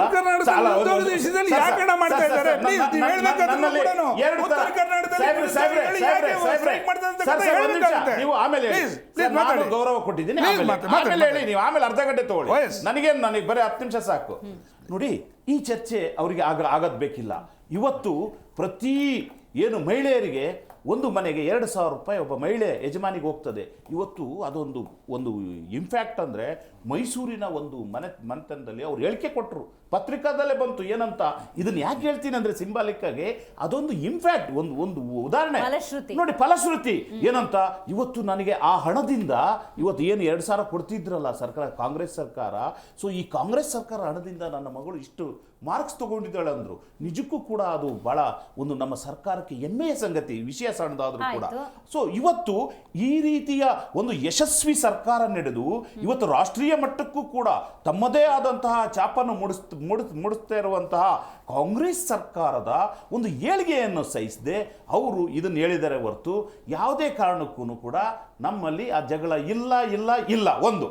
ಎರಡನೇದಾಗಿ ಮಾನ್ಯ ಖರ್ಗೆ ಅವರು ತಮ್ಮ ಪತ್ರಿಕರ್ತರು ಕೇಳಿದಾಗ ಅವ್ರು ಹೇಳ್ತಾರೆ ಏನಂತ, ಅವ್ರು ಹೇಳಿದ್ದಾರೆ ಆರಂಭದಲ್ಲಿ ಕೇಳಿದ್ರಿ, ಅದನ್ನು ಕೂಡ ನಾನು ಸೇರಿಸಿ ಹೇಳ್ತೀನಿ. ಅವರು ಒಬ್ಬ AICC ಅಧ್ಯಕ್ಷರಿದ್ದಾರೆ, ಹಿರಿಯರಿದ್ದಾರೆ, ಎಲ್ಲ ಸರಿ. ನಾನು ನಾಳೆ ಮುಂಚೆನೇ ಹೇಳಿದೆ ಏನಂತ, ಒಂದು ನಮ್ಮ ಪಕ್ಷ ಒಂದು ಸಿಸ್ಟಮ್ ಇರ್ತಕ್ಕಂಥ ಪಕ್ಷ.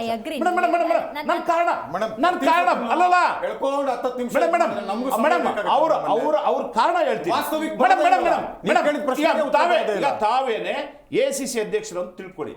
ಆಲ್ರೆಡಿ ಡಿಸಿಷನ್ ನಿಮ್ ಬಗ್ಗೆನೇ ಚರ್ಚೆ ಹೇಳಿದಾಗ, ಒಂದು ನಿಮಿಷ ಮೇಡಮ್, ಹೇಳಿದಾಗ ನೀವೇ ತಿಳ್ಕೊಂಡ್ರಿ, ನೀವೇ ಬಿಜೆಪಿ ಅಧ್ಯಕ್ಷರು ಸರ್. ಮೇಡಮ್ ಆದಾಗ ನನ್ನ ಬಗ್ಗೆ ನಾನೇ ಅಂತ ತಿಳ್ಕೊಳ್ಳಿ, ನನ್ನ ಬಗ್ಗೆ ಪತ್ರಕರ್ತರು ಕೇಳಿದಾಗ ಡಿಸಿಷನ್ ನಾನು ತಗೊಳ್ಳಿಕ್ಕಾಗಲ್ಲ. ಸೊ ನಮ್ಮದೇ ಏನು AICC ಮಟ್ಟದಲ್ಲಿ ಅಧ್ಯಕ್ಷರು ಯಾರಿದ್ದಾರೆ, ರಾಹುಲ್ ಗಾಂಧಿ ಅವರು ಮಾಜಿ ಅಧ್ಯಕ್ಷರು, ಒಂದು ನಿಮಿಷ, ಅದು ಬಿಟ್ಟರೆ ಸೋನಿಯಾ ಗಾಂಧಿ ಅವರು ಹಿರಿಯ ಅಧ್ಯಕ್ಷರು, ಮಾಜಿ ಅಧ್ಯಕ್ಷರು. ನೀವು ವಯಸ್ಸು ಬಗ್ಗೆ ಹೇಳ್ಬೇಡಿ. ಅವರು ಬಾಲಕೃಷ್ಣ ಅವರೇ, ಮಲ್ಲಿಕಾರ್ಜುನ್ ಖರ್ಗೆ ಅವ್ರ ಬಗ್ಗೆ ಪ್ರಶ್ನೆ ಮಾಡಲೇ ಇಲ್ಲ ಸರ್ಕಾರ. ಮಾಧ್ಯಮದವರು ಕೇಳಿದ್ದು ಇಷ್ಟೇ, ನಾಯಕತ್ವ ಬದಲಾವಣೆ ಚರ್ಚೆಗೆ ನಿಮ್ಮ ಉತ್ತರ ಏನು? ಇಲ್ಲ ಅದರಲ್ಲಿ ದಯಮಾಡಿ ಇನ್ನೊಂದ್ಸರಿ ನೋಡಿ ಏನಂತ ಹೇಳ್ತಾರೆ. Doctor G. ಪರಮೇಶ್ವರ್ ಅವರು ತಮ್ಮ ಹೆಸರು ಹೇಳಿದ್ದಾರೆ ಅಂತಕ್ಕಂಥ ಮಾತನ್ನ ಹೇಳಿದಾಗ ಆ ಮಾತನ್ನ ಹೇಳಿದ್ದಾರೆ. ದಯಮಾಡಿ ಅದು ಇನ್ನೊಂದ್ಸರಿ ನೀವು ನೋಡ್ಬೋದು. ಈಗ ಎಲ್ಲಾ ರಾಜ್ಯದ ಗೊಂದಲಗಳಿಗೆ ಮಲ್ಲಿಕಾರ್ಜುನ ಖರ್ಗೆ ಅವರ ಡಿಸಿಷನ್ ತಗೊಳ್ಳೋದು ಸೋನಿಯಾ ಗಾಂಧಿ. ಮೇಡಮ್, ನಾನೀಗ ಆರಂಭದಲ್ಲಿ ಈಗ ಜಸ್ಟ್ ಹೇಳಿದೆ ಏನಂತ, ಅವರು ಎಲ್ಲಾ ವಿಚಾರದಲ್ಲೂ ಕೂಡ ಚರ್ಚೆ, ನಮ್ದೊಂದು ಸಮಿತಿ ಇರ್ತದೆ, ಆ ಸಮಿತಿಯಲ್ಲಿ ಚರ್ಚೆ ಆದ್ಮೇಲೆ ಆ ಸಮಿತಿಯ ತೀರ್ಮಾನವನ್ನ ಅವರು ಪ್ರಕಟಿಸ್ತಾರೆ, ಅವರ ಅಭಿಪ್ರಾಯ ಹೇಳ್ತಾರೆ. ನಿಮ್ಮ ಮೇಲೆ ಆಲ್ರೆಡಿ ಇರುವಂತಹ ಟೀಕೆಗಳೇನು ಅಂದರೆ, ಈ ವೈದ್ಯ ಹೇಳೋದು ರೋಗಿ ಹೇಳೋದು ಒಂದೇ ಅಂತಾರಲ್ಲ. ಈಗ BJP JDSನವರು ಹೈಕಮಾಂಡ್ ವೀಕ್ ಆಗಿದೆ, ಮಲ್ಲಿಕಾರ್ಜುನ್ ಖರ್ಗೆ ಅವರೆಲ್ಲ ಡಿಸಿಷನ್ ತಗೊಳ್ಳೋದು, ಅವ್ರು ಸುಮ್ಮನೆ ಅಲ್ಲಿ ಕೂತ್ಕೊಂಡಿದ್ದಾರಷ್ಟೇ, ಅವ್ರು ತಗೊಳ್ಳೋ ಡಿಸಿಷನ್ನೇ ಬೇರೆಯವ್ರು ತಗೊಳ್ಳೋದು, ಇವ್ರು ಜಸ್ಟ್ ಬಂದು ಹೇಳ್ತಾರಷ್ಟೇ ಅನ್ನುವಂಥ ಟೀಕೆಗೆ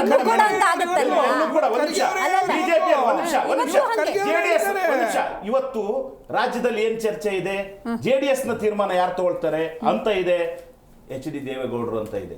ಇವತ್ತು ರಾಷ್ಟ್ರ ಮಟ್ಟದಲ್ಲಿ BJP ಅಂದ್ರೆ ಸಡನ್ಲಿ ಹೋಗಿ ಯಾರನ್ನ ಕೇಳಿದ್ರೆ BJP ರಾಷ್ಟ್ರೀಯ ಅಧ್ಯಕ್ಷರು ಯಾರು ಅಂದ್ರೆ ಹೇಳಲ್ಲ, ನರೇಂದ್ರ ಮೋದಿ ಅವರು ಅಂತ ಹೇಳ್ತಾರೆ, ಇಲ್ಲ ಅಮಿತ್ ಶಾ ಅಂತ ಹೇಳ್ತಾರೆ. ಅಂದ್ರೆ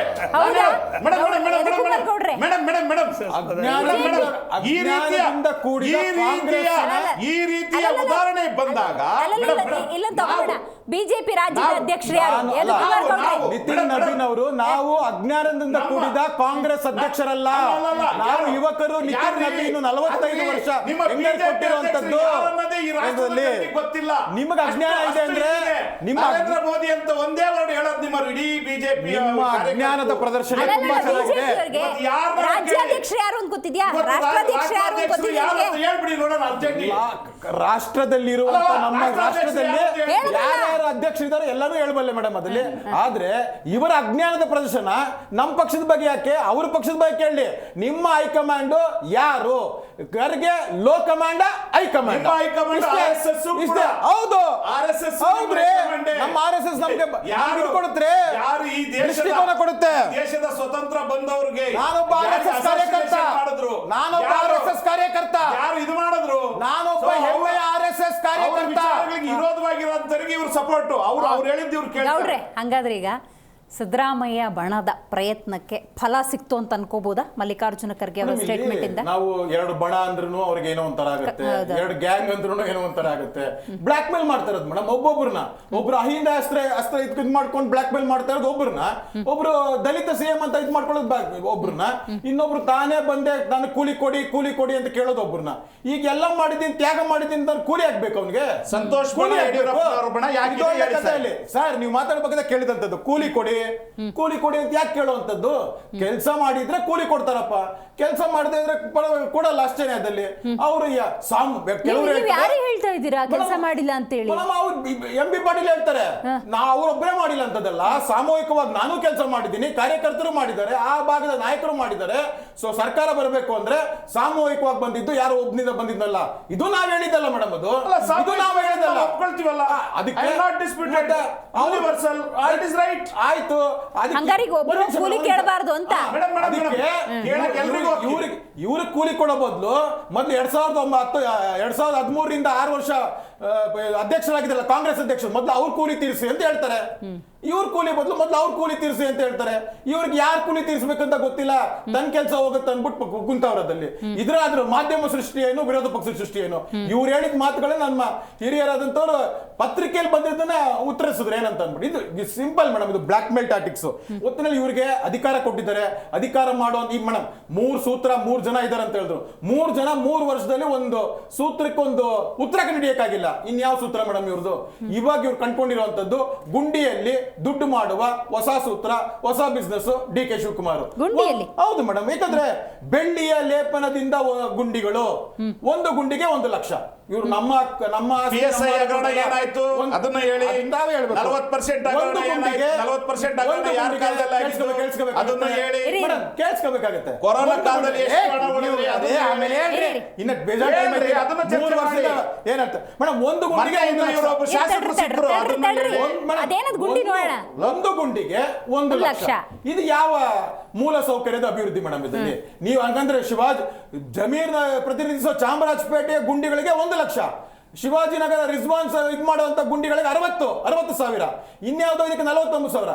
ಬೇರೆ ಬಿಜೆಪಿ ಅವರು ಯಾರು ಪ್ರತಿನಿಧಿಸ ಆ ಗುಂಡಿಗಳಿಗೆ ಪಾಪ 1200 1800 ಮುಚ್ಚಿಬಿಟ್ಟಾರೆ. ನೀವು ಮುಂಚೆ ಹೇಳ್ದಂಗೆ 1 ಲಕ್ಷ 10 ವರ್ಷದಿಂದ ಹೇಳ್ದಂಗೆ ಚಿನ್ನದ ರಸ್ತೆ ಮಾಡಿಸ್ಬಿಡಿ.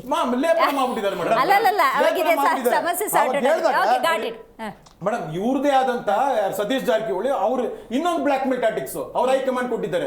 ನೀವು ಇದೇ ರೀತಿಯಾದಂತ ನಾಯಕತ್ವ ಬದಲಾವಣೆಗೆ ಬಂದ್ರೆ 45 ಸೀಟ್ಗಳ ಕೋತ ಆಗುತ್ತೆ ಅಂದ್ರೆ ಇದೇ ಅಹಿಂದ ಅಸ್ತ್ರ. ನಮ್ ಸ್ನೇಹಿತರು ಹೇಳಿದ್ರಲ್ಲ 2007ರಲ್ಲೂ ಇದೇ ತರದ್ದೇ ಮಾಡಿ ಇದ್ ಮಾಡಿದಂತದ್ದು, ಬ್ಲಾಕ್ ಮೇಲ್ ಮಾಡಿದಂತದ್ದು ಅಂದಿನ JDSಗೆ. ಇವತ್ತು ಯಾಕಂದ್ರೆ ಅವರು ವಿಶ್ವಾಸನ ಕಳ್ಕೊಂಡಿದ್ದಾರೆ. ಇವತ್ತು ಚುನಾವಣೆ ನಡೆದ್ರೆ ಅಂತ ಕೊಟ್ಟಿರೋ ರಿಪೋರ್ಟ್ ಅದು. ಅಂದ್ರೆ ಇವತ್ತು ನೀವು ಶಾಸಕರ ಜನರ ಒಂದು ಅಭಿಪ್ರಾಯ ಕಳ್ಕೊಂಡಿದ್ದೀರಾ ಅಂತ. ಇದ್ರಲ್ಲಿ ಯಾವ ಸುಭಿಕ್ಷೆ ಇರುತ್ತೆ? ಅವರೇ ಒಂದ್ಸತಿ ಹೇಳ್ತಾ ಇರ್ತಾರೆ, ಕೊಟ್ಟ ಕುದುರೆಯನ್ನು ಏರದವನು ವೀರನು.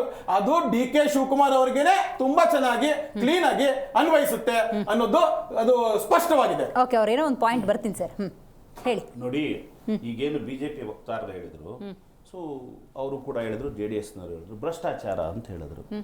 ಚಂದ್ರು ಲಮಾಣಿ ಅವ್ರು ಸಿಗಾಕೊಂಡ್ರಲ್ಲ, ಅವ್ರು ಯಾವ ಪಕ್ಷದವರು? ಲೋಕಾಯುಕ್ತಕ್ಕೆ ಹಿಂದೆ ಒಂದ್ಸರಿ ಇವರ ಶಾಸಕರೇ ಒಬ್ಬರು ಸಿಗಾಕೊಂಡ್ರು, ಯಾವುದು ಶಾಸನ ಇದರಲ್ಲಿ LHಲ್ಲಿ. ಅವರು ಯಾವ ಪಕ್ಷದ ಶಾಸಕರು? ಇವರ ಒಂದು ರಾಷ್ಟ್ರೀಯ ಅಧ್ಯಕ್ಷರು ಡೈರೆಕ್ಟ್ 1 ಲಕ್ಷ ಕೊಡ್ಬೇಕಾದ್ರೆ ಸಿಗಾಕೊಂಡ್ರು ಭ್ರಷ್ಟಾಚಾರದಲ್ಲಿ.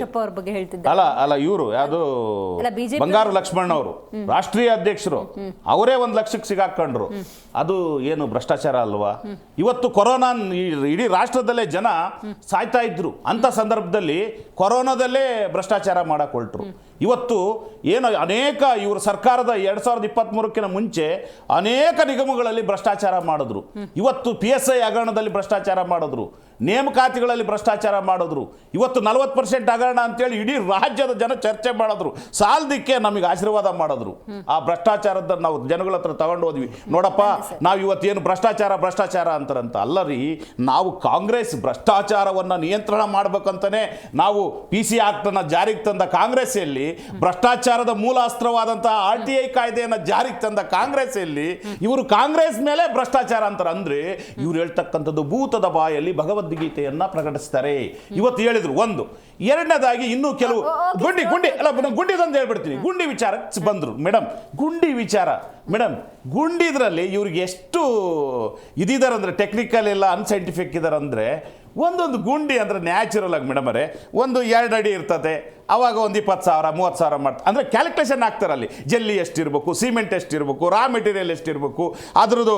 ಆಮೇಲೆ ಇದ್ರ ಜೊತೆಗೆ 1 ಲಕ್ಷ ಅಂತ ಹೇಳ್ತಾರಲ್ಲ ಇವರು, ಎಷ್ಟು ಹಾಸ್ಯಾಸ್ಪದ ಅಂದರೆ 1 ಲಕ್ಷದಲ್ಲಿ 18,000 GST ಹೋಗುತ್ತೆ, ಅದು ಸೆಂಟ್ರಲ್ ಗೌರ್ಮೆಂಟಿಗೆ ಹೋಗುತ್ತೆ.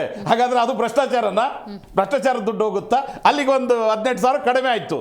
ಇನ್ನೂ ಬೇರೆದು ಅಂತ ಹೇಳಿದ್ರೆ ಅಡಿಗಳ ಲೆಕ್ಕದಲ್ಲಿ ಈ ಸಿಮೆಂಟು ಇವೆಲ್ಲ ಹಾಕ್ಬೇಕಾದ್ರೆ, ರಾ ಮೆಟೀರಿಯಲ್ ಹಾಕ್ಬೇಕಾದ್ರೆ ರಾಯಲ್ಟಿ ಏನೆಲ್ಲ ತೆಗಿತಾರೆ, ಅದೆಲ್ಲ ತೆಗೆದು ಕೂಡ ಅವರು ಪಾಪ ಕಾಂಟ್ರಾಕ್ಟ್ ಇದ್ದಂತರು ಅವರು ಲಾಭನೂ ಮಾಡ್ತಾರೆ. ಅವರೇನು ಸೋಷಿಯಲ್ ಸರ್ವಿಸ್ ಮಾಡ್ತಿರಲ್ಲ, ಅವರು ಲಾಭಾಂಶ ಅಂತಾನೂ ಇರುತ್ತೆ ಅದರಲ್ಲಿ. ಸೊ ಇವೆಲ್ಲ ಅಂಶಗಳು ಇರೋಂಥ ಸಂದರ್ಭದಲ್ಲಿ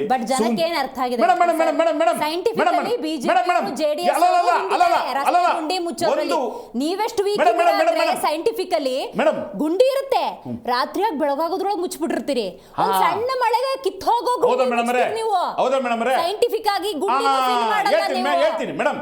ಈಗೆಲ್ಲ ಗುಂಡಿ ಮುಚ್ಚಿದ್ವಲ್ಲ ನಾವು, ತಾವೆಲ್ಲ ಅಭಿಯಾನ ಮಾಡಿದ್ರಲ್ಲ, ಅದು ಯಾರು ಗೊತ್ತಾ ಮಾಡಿದ್ ಮೇಡಮ್ ಅವರೇ? 2023ಕ್ಕಿಂತ ಬಿಜೆಪಿ ಏನ್ ಸರ್ಕಾರ ಇತ್ತಲ್ಲ, ಆ ಸರ್ಕಾರ ಮಾಡಿದ್ದು ಗುಂಡಿಗಳು ಏನು ಪ್ಯಾಕೇಜ್ ಇದ್ವಲ್ಲ, ಅವನ್ನ ನಾವು ಮುಚ್ಚಿದ್ವಿ ಮೇಡಮ್ ಅವರೇ. ಹಾಗಾದ್ರೆ 6 ತಿಂಗಳಿಗೆ 8 ತಿಂಗಳಿಗೆ ಹೆಂಗ ಅದು ಬಿಜೆಪಿ ಮಾಡಿದ್ದು ಗುಂಡಿಗಳು ಅಲ್ಲ? ಅದನ್ನು ಕೂಡ ಕೇಳಿ, ಅವರಿಗೆ ಹೇಳಿ, ಉತ್ತರ ಕೊಡ್ಲಿ ಅವರು. 3 ವರ್ಷದ ಹಿಂದಿನ ಗುಂಡಿ ಸರ್ ಮುಚ್ತಾ ಇರೋದೀಗ. ಕಾಂಗ್ರೆಸ್ ವಕ್ತಾರರಿಗೆ ಕೈ ಮುಗಿದು ಕೇಳ್ಕೊತೀನಿ, ಬೆಂಗಳೂರು ಗಬ್ಬೆದ್ದು ದುರ್ನಾತ ಹೊಡಿತಾ ಇದೆ ಕಸದಿಂದ. ನಿಮ್ ಕೈ ಮುಗಿತೀನಿ ಜನಗಳ ಪರವಾಗಿ. ಅಲ್ಲ ದಯವಿಟ್ಟು ನೀವು ಕಸ ಮುಂಗಾರು, ಆ 3 ಹಿಂಗಾರು ಮಳೆ ಇದೆಲ್ಲ ಏನಾಯ್ತು? ಒಂದು ನಿಮಿಷ, ಇದು ಸಲಹೆ ಕೊಟ್ರೆ ಅವರು ಜೆಡಿಎಸ್ ಆಗಲಿ ಬಿಜೆಪಿ ಆಗಲಿ ಜನತೆ ಒಳಿತಿಗೋಸ್ಕರ ನಾವು ಮಾಡ್ಲಿಕ್ಕೆ ನೀವು ಮಾತಾಡಿದ್ರೆ ನಂಗೆ ಅವಕಾಶ ಕೊಡಿ. ಖಂಡಿತ ನಾನೊಂದು ಮಾತು ಹೇಳ್ತಾ ಇದ್ದೀನಿ. ಪಾಪ ಅವ್ರು ಹೇಳಿದ್ರು ಬಿಜೆಪಿ ಸರ್ಕಾರದಲ್ಲಿ ಅದಾಯ್ತು ಇದಾಯ್ತು ಏನೇನೋ ಹಗರಣಗಳಾಗೋಯ್ತು ಅಂತ ಹೇಳ್ತಿದ್ರು. 1 ನಿಮಿಷ ಅದನ್ನೊಂದು ಸ್ವಲ್ಪ ಪಕ್ಕಕ್ಕೆ ಇಡೋಣ. ಜನಗಳು ಅವತ್ತು ತೀರ್ಮಾನ ಮಾಡಿದ್ದೇನಂತ ತೀರ್ಮಾನ ಮಾಡಿದ್ರು, ನಮಗೆ ಈ ಸರ್ಕಾರದಲ್ಲಿ ಈ ಸಮಸ್ಯೆಗಳಿದೆ ಅಂತ ಹೇಳ್ತಿದ್ದಾರೆ, ಬೇಡ ಬದಲಾವಣೆ ಮಾಡೋಣ ಅಂತ ಹೇಳಿದಿರ್ತಾನೆ. ಬದಲಾವಣೆ ಮಾಡೋದು 136 ಸೀಟ್ ಕೊಟ್ಟಾಗ ನೀವ್ಯಾಗ ನಡ್ಕೋಬೇಕಿತ್ತು? ಅಲ್ಲಿ ಬರ್ತೀನಿ ಸರ್, ನಿಮ್ಮ ಹತ್ರನೇ ಮಾತಾಡ್ತೀನಿ ನಾನು. ಸೊ ಗುಂಡಿ ವಿಚಾರ ಪ್ರಸ್ತಾಪ ಆಯಿತು. ಈ 3 ವರ್ಷದಲ್ಲಿ 3 ಸತಿ ಮಳೆ ಬಂದಿದೆ, ಅಂದರೆ ಕಾಲದ ಮಳೆ. ಆ 3 ವರ್ಷದ ಗುಂಡಿಗಳನ್ನು ಈಗ ಮುಚ್ತಾ ಇದ್ದಾರೆ ಅಂದರೆ ಯೋಚನೆ ಮಾಡಿ, ಆ 3 ವರ್ಷ ಹಂಗಾರೆ ಗುಂಡಿ ಮುಚ್ಚಲಿಲ್ಲ, ಆ ಫಂಡ್ ಏನಾಯಿತು ಅನ್ನೋ ಪ್ರಶ್ನೆ ಉದ್ಭವಿಸುತ್ತೆ. ನೆನ್ನೆ ಮಳೆಗೆ ಬೆಂಗಳೂರು ತತ್ತರಿಸಿ ಹೋಗಿದೆ. ಬೆಂಗಳೂರು ನಗರಾಭಿವೃದ್ಧಿ ಸಚಿವರಿಂದ ಹಿಡಿದು ಇಲಾಖೆಯ ಅಧಿಕಾರಿಗಳು ಈ ಸತಿ ಮಳೆಗೆ ಬೆಂಗಳೂರು ಏನೂ ಆಗೋದಿಲ್ಲ ಅಂತ ಭರವಸೆ ಕೊಟ್ಟಿದ್ರು. ಅದೆಲ್ಲ ಹುಸಿಯಾಗಿ ಹೋಗಿದೆ. ಮಳೆ ಬಂದಾಗ ಮಳೆ ನೀರು ಕಾಣಿಸ್ಲಿಲ್ಲ ಅಲ್ಲಿ. ಆ ಮಳೆ ನೀರು ಕೊಚ್ಚೆಯಾಗಿ ಹೋಗಿತ್ತು, ಕಸ ಎಲ್ಲ ಎದ್ದು ಬಂದಿತ್ತು, ತರಗಲೆಗಳು ಕ್ಲಾಗ್ ಆಗಿ ಸಿಕ್ಕಾಕೊಂಡಿತ್ತು. ಎಂಥ ಒಂದು ಪರಿಸ್ಥಿತಿ. ಬೆಂಗಳೂರು ಜನ ಎಷ್ಟು ಟ್ಯಾಕ್ಸ್ನ ಪೇ ಮಾಡೋದು ಈ ಕಾರಣಕ್ಕ? ಸದ್ಯಕ್ಕೆ ಹೇಗಾಗಿದೆ ಅಂತ ಹೇಳಿದ್ರೆ CM ಕುರ್ಚಿ ಸೇಫ್ ಅನ್ಕೋಬೋದಾ ಸರ್? ಆಗಲೇ ನಾನು ಅದಕ್ಕಿಂತ ಮೊದಲು ನಮ್ಮ ಕಾಂಗ್ರೆಸ್ ವಕ್ತಾರೆ 4-5 ಕ್ಲಾರಿಫಿಕೇಶನ್ಗಳು ಮಾಡಬೇಕು. ಅವರು ಕೆಲವು ಹೆಸರುಗಳನ್ನು ಹೇಳ್ತಾ ಇದ್ರು, ಈ ಹಗರಣದಲ್ಲಿ ಅವರಿದ್ರು, ಆ ಹಗರಣದಲ್ಲಿ ಅವರಿದ್ರು ಅಂತೇಳಿ. ನಾನು ಹೇಳ್ತಾ ಇದ್ದೀನಿ, ನೀವು ನಿಮ್ಮ ಮಾತಿಗೆ ನಾವು ಬೆಲೆ ಕೊಡೋಣ. ಒಂದು ಜನ ಬದಲಾವಣೆ ಅವತ್ತು ಕೇಳಿದ್ದು ನಿಜ, ನಿಮಗೆ ಬದಲಾವಣೆ ಮಾಡಬೇಕು ಅನ್ನೋ ಸಂದರ್ಭದಲ್ಲಿ ನಿಮಗೆ ಪೂರ್ಣ ಬಹುಮತ ಕೊಟ್ಟಿದ್ದು ಕೂಡ ನಿಜ.